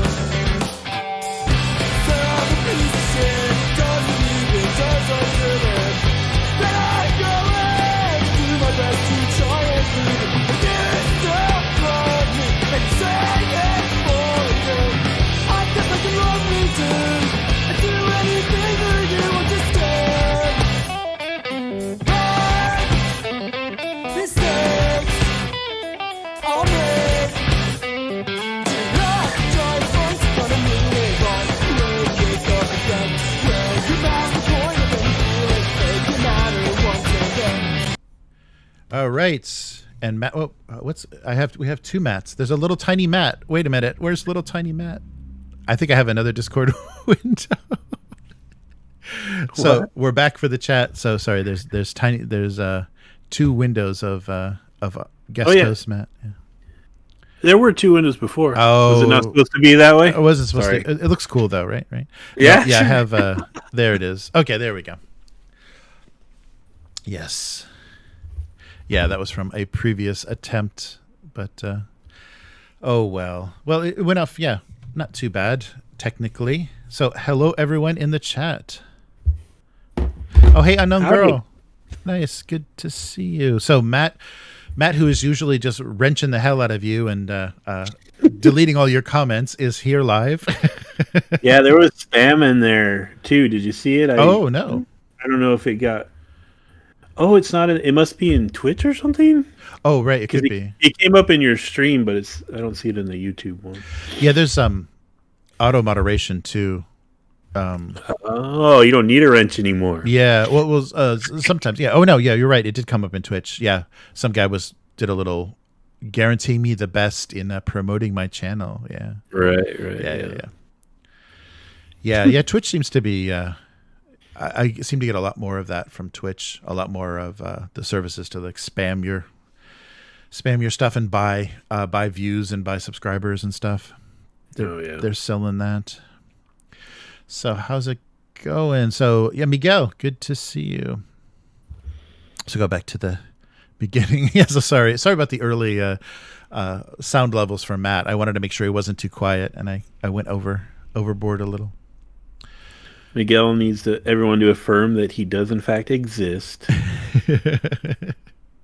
Yes, even though YouTube denies. Mm-hmm. Nice. Oh, nice. We have some original topics. So Orcus wasn't up on the Pokemon. Pokemon is for kids and all that good stuff. Oh yeah, that's right. Miguel sent me a great link. He sent me the YouTuber that was covering the Twitch stream that Wizards of the Coast did for the lore. They're doing Magic the Gathering lore stream, and of course they did a Q&A, and in the Q&A is just Pinkerton. You know, you just showed me a new card image. Does that mean someone's going to come here and take my eyes out for seeing an unreleased card? Like people were being really rough in the in the chat. I love that. What was that? The D&D conference. What did they call it? Like the Creators Summit Forum or something like that. Yeah, Creators Summit. Yeah, that was kind of a debacle, and now they've done it with Magic too. They never stop. It's amazing, and I think it's just because they're getting their instructions from the top down, and so I think Hasbro leadership just is like telling them all the wrong things. I think if they let Wizards or maybe if they let only D&D or only Magic make their own decisions about what their fans are, what their fans want, I think it would help a lot. But I think they're getting big stuff from the top down. Yeah, they're almost like a movie company getting notes from executives that's ruining their creativity. Yeah, I think so. Yeah, because the thing that the YouTuber mentioned about the stream is people were, when they weren't yelling about Pinkerton, they were asking legitimate lore questions, and the actual writers and lore people at Wizards couldn't answer these questions because they were not sure what they could say and what they couldn't say, because there's so much sensitivity to the what's out and what's been released and what hasn't been released. And I think it's just because Wizards has decided to do that hectic, insane release schedule for Magic that they don't even know, what's out and what's not. Because they're doing like 6 releases a year or something really, or no, more than that. I think it's like 12 by this time, including like Secret Lair and all that stuff. They're doing so many releases in a single year that probably nobody at the company has any idea what's actually on the store shelves at any time. It's got to be crazy. I'm counting on our next scandal being that. Did you see that image I sent you on Messenger of that collectible card game? Oh yeah. Something Will. Something Will. It was called. Yes. I don't know if they were brave enough to call it Force of Will, but literally in the ad, it's an Instagram ad. there's a picture of one of the cards, and it's literally just a direct Black Lotus ripoff. Right. And I'm just like, oh, I can't. Wizards, how are they not going to sue these people? Yeah. Like, it's so blatant. Yeah, that's really funny. That they think they can, especially with how active, Wizards is. Well, they'll get visited. They won't be sued. They'll just be visited by some heavies. Oh yeah, more Pinkertons. Yeah, right. they know that works, so they'll keep doing that. Yeah, that's really funny. Yeah, so just a series of and the I think it was Professor Dungeon Master. One of the YouTubers was when he talked about the Pinkerton kind of scandal, also mentioned that I believe it was Hasbro. Hasbro just won this ethical company award. So right around the time that this was being reported, Wizards was awarded by some company some most ethical company of the year or whatever award that they've had for like 12 years running or whatever. But it's one of those awards that you pay them money and they give you the award. So basically, so basically it's just like, give us like $10,000 and we'll give you this award, and you can say you get this award every year. So it's one of those pay to play kind of ethical company awards. Like every award every realtor in the world has on their wall. Yeah, exactly. Yeah. I've been recognized by this prestigious organization. Yeah, this club that I pay $100 a year to, they gave me a plaque. Good job. Yeah, right. So Miguel, I mentioned getting your 12-year-old niece to go buy you Pokemon cards. That's Hey, we're on the same page, Miguel. Good job. Yeah, definitely.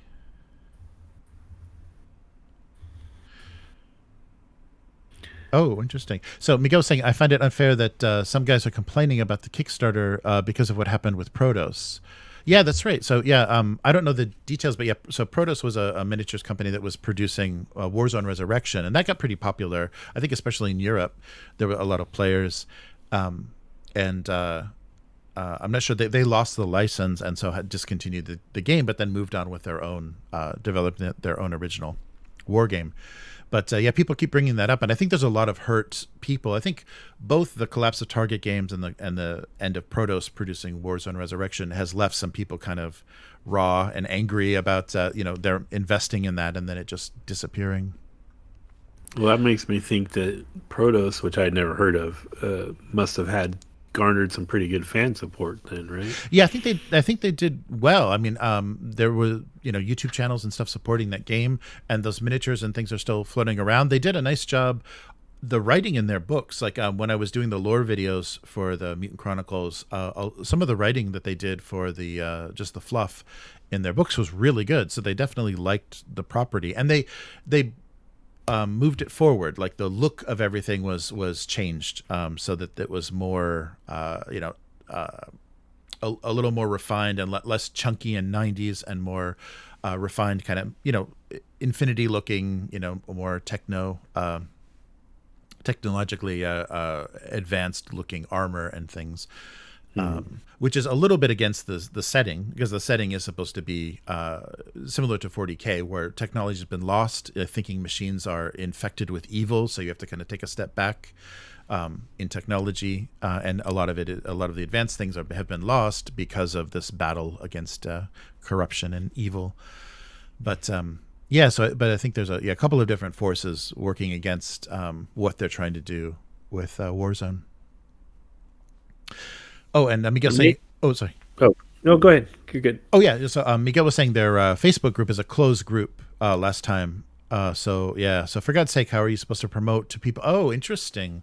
Yeah, you're not going to get people from the outside if you've got a closed Facebook group. Yeah, that's true. It should be very. Yeah.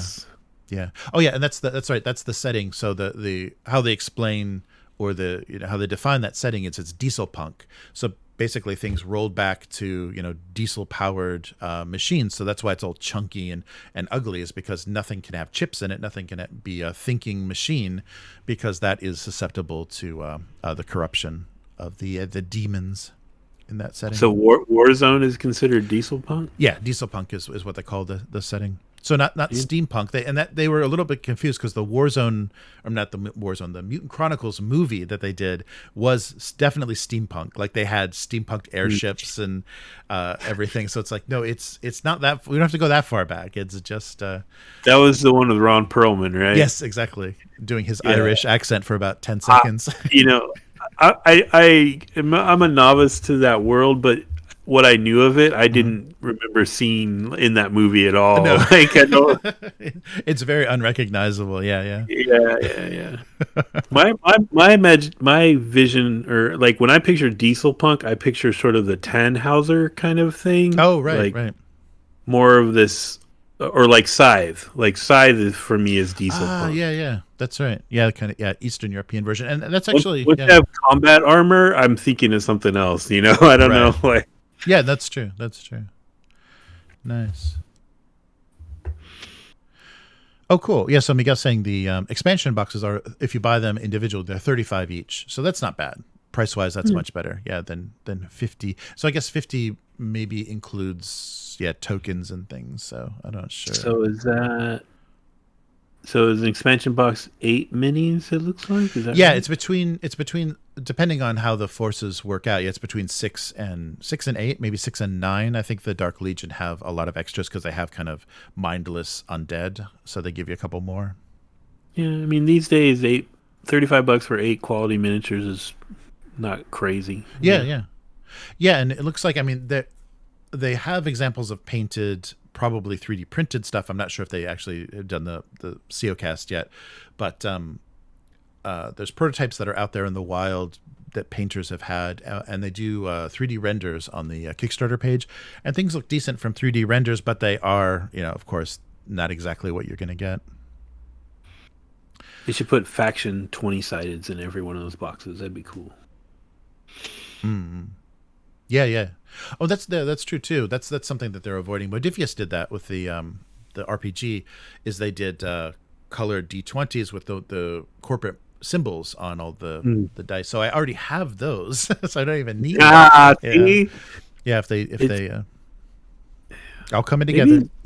Maybe the reboot is dead. Like people just need to just make new stuff. Yeah, that's true too. Is like because not do a spiritual successor, but do a licensed sequel. That would be interesting because basically the lore only takes you up through the first chronicle, which is this history of this like long conflict between a demonic incursion in the solar system and humanity.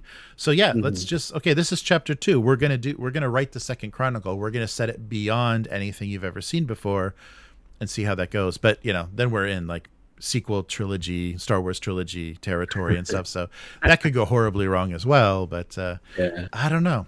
Yeah, if you want to license a property, try to move it forward. But maybe that's not even an option. We don't know what the terms are. So that might not be an option. Yeah. So Protoss, they folded Protoss, and to get rid of all their liabilities, they are Archon. Yeah, Archon Studios now. Oh, that's right. Yeah. And Alien vs. Predator fans got pissed off. That's right. They had the license for Alien vs. Predator. Did you see that announcement for that campaign book for Alien? Oh yeah, the Building a Better Future one. The colonists and explorers. Yeah. Uh-huh. Yeah, I think that's a cool option. I wonder. I want to see like more fleshed out rules for how would you run a campaign and how to keep that interesting. Like is it that interesting to be and that's the problem, right? That's the problem, right? Is like, is it still Alien if you have an ongoing campaign? Because isn't Alien all about the like more intimate horror of the whole thing? Right. And unless you're going to be jumping characters, unless you're going to let people, like, okay, your character's dead now because they ran into this when they were exploring this planet. So I don't know. That is is that setting without aliens, without running into aliens, is that interesting enough to sustain? Yeah, we'll see. I really want to see that book. Yeah, I'm very, very curious about what they did with it. And we were kind of, when that first came out, we're kind of speculating what they were going to do. Because, you can have like, scientists and researchers, you're going to have colonial marines, and then you can just have colonists and exploration. So, I don't know. I don't know what if that's a game better than a lot of other sci-fi stuff that's out there. Yeah, but because this, yeah. Without the horror, like the sort of one-shot cinematic horror stuff, you're kind of just playing. I don't know if you remember. This is going way back. The Traveler 2300 was was basically Alien without the aliens. Right, right. Yeah, you definitely are. Just I don't know. I don't know if that's a very interesting to sustain, because you can do corporate intrigue and you can do corporate wars. You can be caught in between conflicts with corporations, but I don't know. Oh, and Miguel was saying, so after having Warzone go into production limbo for a while, they lost the license. Oh, I see. Yeah, so that's what happened to Protoss. The license lapsed because they weren't producing anything. And Archon went into producing really good terrain using Kickstarter. Nice. Do you know with the licenses, are they typically like pay a fee, sign a contract, pay a fee, or is there like pay a fee and give us a percentage? I wonder. Yeah, that's what I was wondering about with a lot, especially like Alien and Blade Runner and stuff, if they do take a piece, because they put, we saw that with Blade Runner, that Alcon Entertainment or whatever is on everything. So they're heavily branding everything. So it seems like maybe they would. They're not just saying licensed by. They're putting them as a production, as responsible for the production. So I wonder if they have to pay them a piece of that, which must get tricky for crowdfunding and stuff. So I'm not sure. That probably decides what does and doesn't go into Kickstarter as well. Mm-hmm. Yeah. So I don't know. I don't know the specifics. It'd be fun to hear a little bit about that, and if that's worth it or not. Because if it is a percentage, then you're not pinned to a certain level of success. Like, you don't have to maintain a certain profit level if you're just paying them a percentage. But the more successful you are, the more you're going to regret that bigger and bigger piece, bigger and bigger check you're writing them. So I wonder. But then if you go like dark for a while, like kind of what Blade Runner's doing right now, I could see that turning into a thing where you lose your license because they're like, hey, well, you're not doing anything. That's true. Yeah, they should. I wonder if it's worth it for them to just put out little accessories and support stuff, like very minor support stuff, just to keep that IP alive, so there wouldn't be any complaint. And we don't know the term too, like the length of before they get able to question if they should renew it or not. We don't know how long they've actually got. Right. Yeah, we gotta lurk around Gen Con and places to hear those kinds of stories.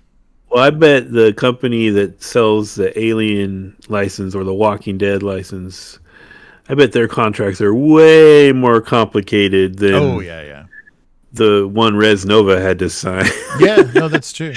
Yeah, and like what you can and can't do, has to be pretty intensely spelled out. Yeah, that's very true.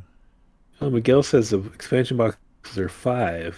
I'm less impressed now. Uh-oh. 5 miniatures from 35 5 bucks? Yeah. Oh yeah, that's not good. Yeah, it's an interesting. I mean, I like that they did the iconic units. That helps a lot, because if people like that setting, you can just buy a box of your favorite faction, and even if you don't intend to play, there's some there's some value in those miniatures being produced just for painters. But I don't know. So hey, what about? So let's go to the movie review corner, and ask Matt, what did you think of Hasbro's Dungeons and Dragons: Honor Among Thieves? C+. Oh, there you go. Well, a passing grade. Yeah. No, it was mostly not bad, but nothing about it was great at all. Yeah. It's funny because afterwards I went and watched some breakdowns and stuff, and a lot of the same issues people had, I had. Like little trivial things, like there's a scene, I don't know if you remember, but there's a scene early on where they're kind of like flashback talking about how they became thieves, Mm-hmm. and they literally steal jewels from a window. Oh yeah. And they're breaking out like just this crystal clear modern window Right. and reaching in and grabbing the jewels. And I was like, okay, I know this is D&D and it's high magic or whatever, but that's just a freaking window. Like, Right. it's so dumb. That's so lazy. Mm-hmm. But that's a nitpick. The other thing is like, either there's a bunch of stuff they left on the cutting room floor, Mm-hmm. or they really filmed these tiny little snippets. Like all the travel was like, we want this to look like the travel scenes of Lord of the Rings where they're going across these landscapes. Right. But it's going to be like blink and you miss it, you know? So it's like, oh, that looks like it might be cool. Oh, we're in a different place now. Right. So it's like, I wonder if they cut a bunch out, or it literally was just these really quick scenes of establishing shots to try to make it look like they were doing the Lord of the Rings travel through the wilderness thing. Right. Yeah, to give you some scale and scope of a world. Right. Yeah, more fantasy feel. And then everything was so fast. Like, it's a 2-hour movie, but like everything moved almost too fast. Like, for the effects too. So in that battle arena, with the grids coming up and down, right? I know it's again. I know it's D&D. It's a high magic environment. I understand, but those things were moving up and down so fast. Yeah, it looked fake. It didn't feel like okay. If you're gonna put me in this cool battle arena with things going up and down, I want to like get a sense of things moving and grinding, and it's just like, nope, bloop, bloop, bloop. Like, look at our CGI, wang, wang, wang, know, and it's like, that was not good. No, that's everything was too fast. Like, the Underdark was like, oh, yeah. We went to the Underdark. Okay, cool. And we're done in the Underdark. Okay. Right. Why did we go to the Underdark? 'Cause so we could have a bridge to make you think of Lord of the Rings. Okay. Yeah. Yeah, no, that's a good point. Yeah, I don't know. It was okay. It was what do you call that? I guess it's a popcorn movie, right? That's what everyone always says about those kind of things. Like, yeah, and hopefully, they were trying to bring awareness to the brand or whatever. I don't know. Yeah. I did enjoy the little things, like, the gelatinous cube, and at one point there was like little. I don't know why they were small. I guess I just never thought about it, but I guess there are small rust monsters in the world. Oh yeah. But there was just a little shot of two of them fighting over a piece of metal, and I was like, okay, that's kind of cool. Yeah. And then the intellect devourers walking by them was, they got to do a stupid joke. That was kind of fun. That was cool. Yeah. I was expecting a little more of that, like, the level of humor from like old Dragon magazine, cartoons and stuff, like the silly, just making fun of the quirks and some of the little things in the setting. The thing I was surprised about is it wasn't inspirational. Like, if you wanted to play D&D, there wasn't anything in there, oh, I want to try something like that. It was just kind of name dropping their properties, Underdark, and they were just like naming things that. So there wasn't anything. It's like, because a lot of old B movies and really terrible movies are inspiration for running RPGs. And why wouldn't the D&D movie have some of that in it, where it was like, oh wow, I really want to try something there, or really that looks amazing. Yeah, inspire you how to do something. And so I think that was a big failure, because I would think maybe they're thinking about lifestyle brand and just getting that name in people's heads and having it be a Guardians of the Galaxy kind of joke fest. But I would think that the purpose of a D&D movie would try to get people to play D&D, like it would want to inspire you or make you want to play that game, and it didn't. Yeah, it didn't really at all. So I'm not quite sure what the point there was.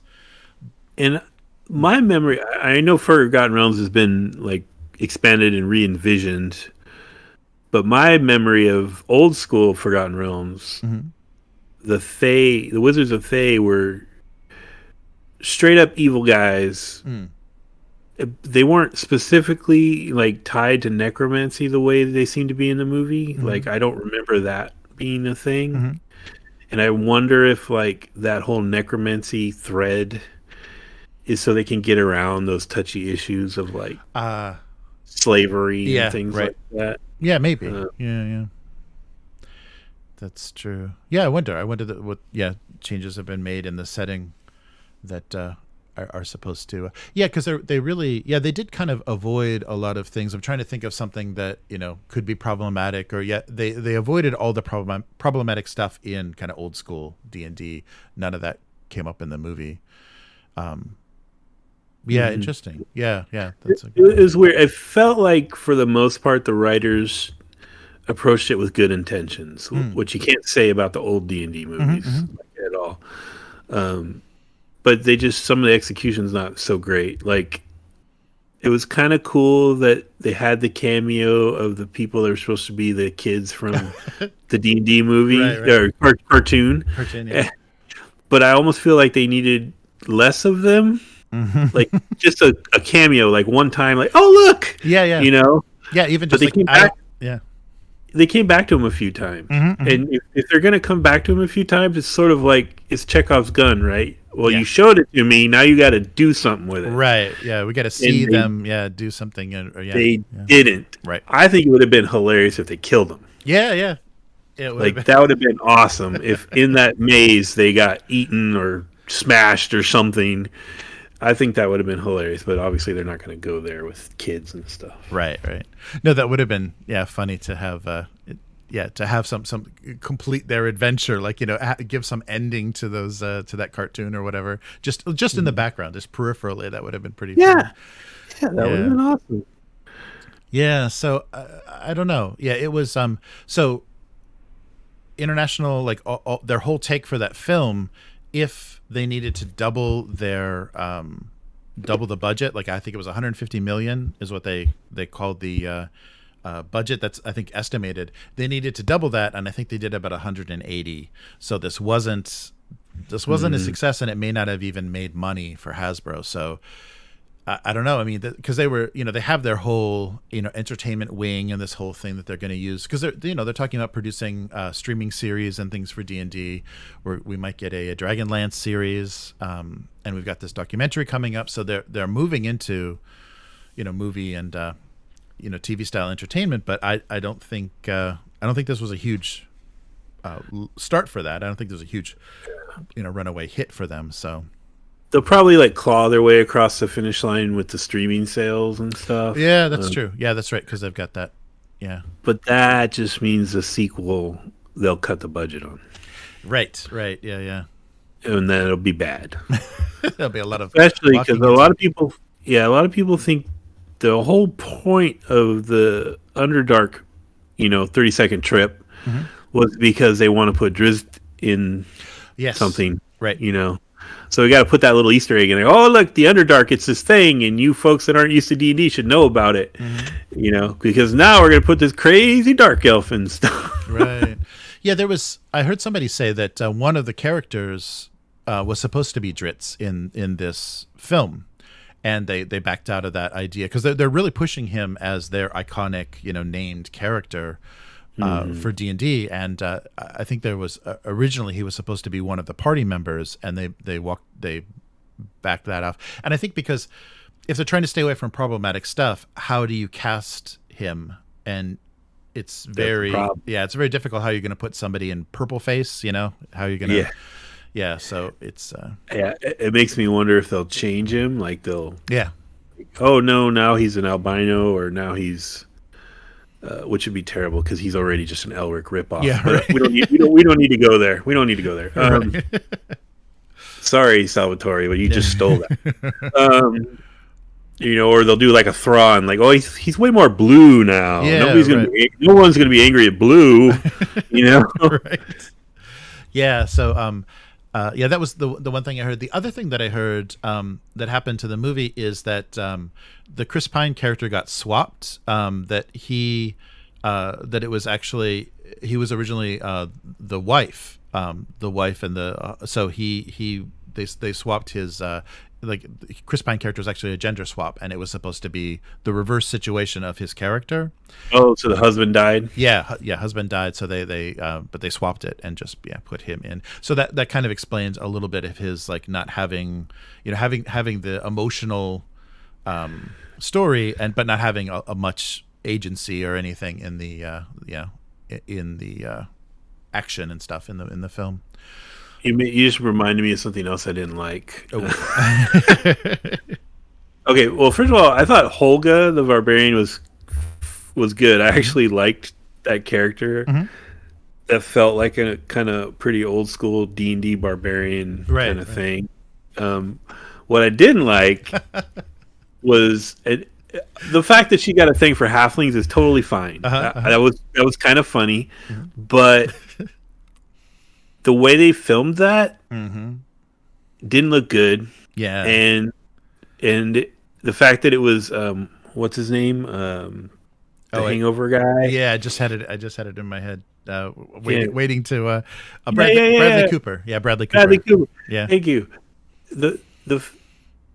It just takes you out of it completely because you know who that is. Yeah, that's true. But the filming of it, like, he's just sitting on a big chair. Like, it felt really clumsy compared to how Lord of the Rings staged all that kind of stuff, Yeah, definitely. Yeah, that's true. I mean, we know how you can do hobbits in fantasy, so yeah, you gotta at least try, a little bit. Yeah, that's a good point. Yes. Wow. Well, very cool. So C plus. Yeah, I think it deserved a C plus because some of the humor was okay. It wasn't it wasn't too cringy. They didn't do anything terribly wrong, but they didn't do anything amazingly well. So yeah, right. I think that's a good. It was light, and it's not something I'm probably ever. I don't know that I'll ever watch it again, but it didn't like make me go, God damn it, give me my $4 back. Yeah, that's true. Yeah, that's good. Yeah, because I think they cast some charismatic actors and things, so you didn't feel the performances were particularly terrible. But yeah, just not a great story and not a great not very inspirational into like, oh wow, I want to do something more in this. I want to find out more about this. Because I don't care if there's pre-gen characters available on D&D Beyond to play Chris Pine's Bard or anything. So yeah, that kind of stuff. They will. If it goes on, like becomes a trilogy or something, they will have to put that stupid. What do they call the bird race in D&D now? Aracora. Oh yeah, Jonathan. Jonathan. Yeah. They should just as a running gag put him in every movie and mess him up somehow. I think that would actually be cool. Yes. But, yeah. Well, we'll keep an eye out for that. Hey, did you guys watch the Dune trailer? Oh yes, Dune Part 2. Yeah. I'm all about that. I hope. What's that? Fade Ralpha looks really creepy. Yeah, I think so. Yeah, I'm glad they didn't go the ginger route. I like that they're bald instead of gingers this time. Yeah, I'm really looking forward to that. And if he's making a trilogy and it's going to go through the events of Dune Messiah, I think it's going to be a great trilogy. I think it's going to be really good. I mean, my usual co-hosts may not agree, but I really think that first film was amazing, and I can't wait to see. Yeah. Sorry, Chris. I know she doesn't like Villeneuve much, but I'm really excited about it, and it's gonna mess people up who aren't familiar with the book when it gets to chapter 3. Yes. Like, I won't spoil it, but like the whole thing gets turned on its side, which is awesome. Yeah. No, I think that's, and to not have that, I think that's good because this is going to be a triumphant climax in 2, and then 3 is going to be kind of the exile and the downfall and the conspiracy. Like, I think they're going to, in part 2, they're going to hint at all the conspiracy working against Paul, and then we're going to see it kind of executed. It's going to be great. I think he's got a good vision. I like a lot of his choices, and yeah, I'm surprised that there's people that actually saw that first movie and went meh, like seriously, seriously. Yeah. Okay, well, I don't know what your expectations were, but I get that it's not an action sci-fi movie per se, Mm-hmm. but look at the cinematography and the way they establish their just a ridiculous amount of exposition through minimal dialogue. Yes. It's like the writing is pristine. yes, Anyway, and the performances. I mean, they're putting a lot of weight on the actors. The actors have to do a lot of work to convey a lot of very complicated stuff, and they're able to do it. I mean, I'm really impressed by that. And I'm also, the thing I didn't think I was going to like is how the language in the film is very everyday and ordinary. It kind of humanizes the setting, whereas like in the David Lynch, when people are speaking in these profound ways, we shall call you Usul, that will be the name of among our people. Yeah, like when it's conversational, they're much more human in this really unreal, insane setting. It's human beings. I like that a lot. And that's a real trick with that kind of writing, is like you need to write it like you're there, not like you're explaining it to someone. You know? Yeah. So the conversation has to be very matter of fact, and like, well, he's going to say it like he's really a person in a real world. He's not going to step back and get all formal and expository, Yes. and no freaking voiceover thought stuff. Yes. Thank God. Yeah, that was a really good. I mean, that's I think what a lot of people say makes the Dune novels unfilmable is there is so much voice, and that his prevision is his visions of the future and things like how things are happening. It makes it very difficult, but I think it was executed really well. I like it a lot, so we'll see. And we got to run Dune. I want to run that 2D20 Modifius Dune for you guys in Alchemy when that comes out. Yeah, let's do it. That would be really fun. That'll be our first live one. Oh yeah. So that's something we're thinking about. So everyone listening, we're thinking about if we can get Alchemy running good, that our sessions will live stream the sessions. So you'll actually be able to watch us look up rules and to take water breaks and all that fun stuff that we cut out of our actual plays. All right. So once you edit this down and send it to the Alchemy people, maybe they'll send you something. Yeah, right. Yes, right. Please, we want to use that system. Yeah, but I was pretty happy with how that works so far and what it looks like. It should be really. Yeah, so you poked around the beta, huh? Yes, yeah. So it's all 5e stuff now, but cool, shocker. Yeah. But I think they'll do a good job with the Free League stuff. Very atmospheric. And it kind of fits how we're playing, so I think that's good. Yeah. All right. So I think that's going to do it for this week. Thank you again, Matt. I appreciate giving us the Honor Among Thieves review. I think. Yeah. No problem. It's fun. Yeah. It's very good. So thanks, everybody, for joining us. And if you're listening to this on the Patreon RSS feed, thank you so much for supporting what we're doing. And members of the YouTube channel, thank you so much as well. So we'll be back again next week to do this. And I will see you this weekend, Matt, for some more Vaesen. All right. Bring my lucky rabbit's foot. Yes, you better rub that memento. Okay, see you next time. Bye, guys. Goodbye.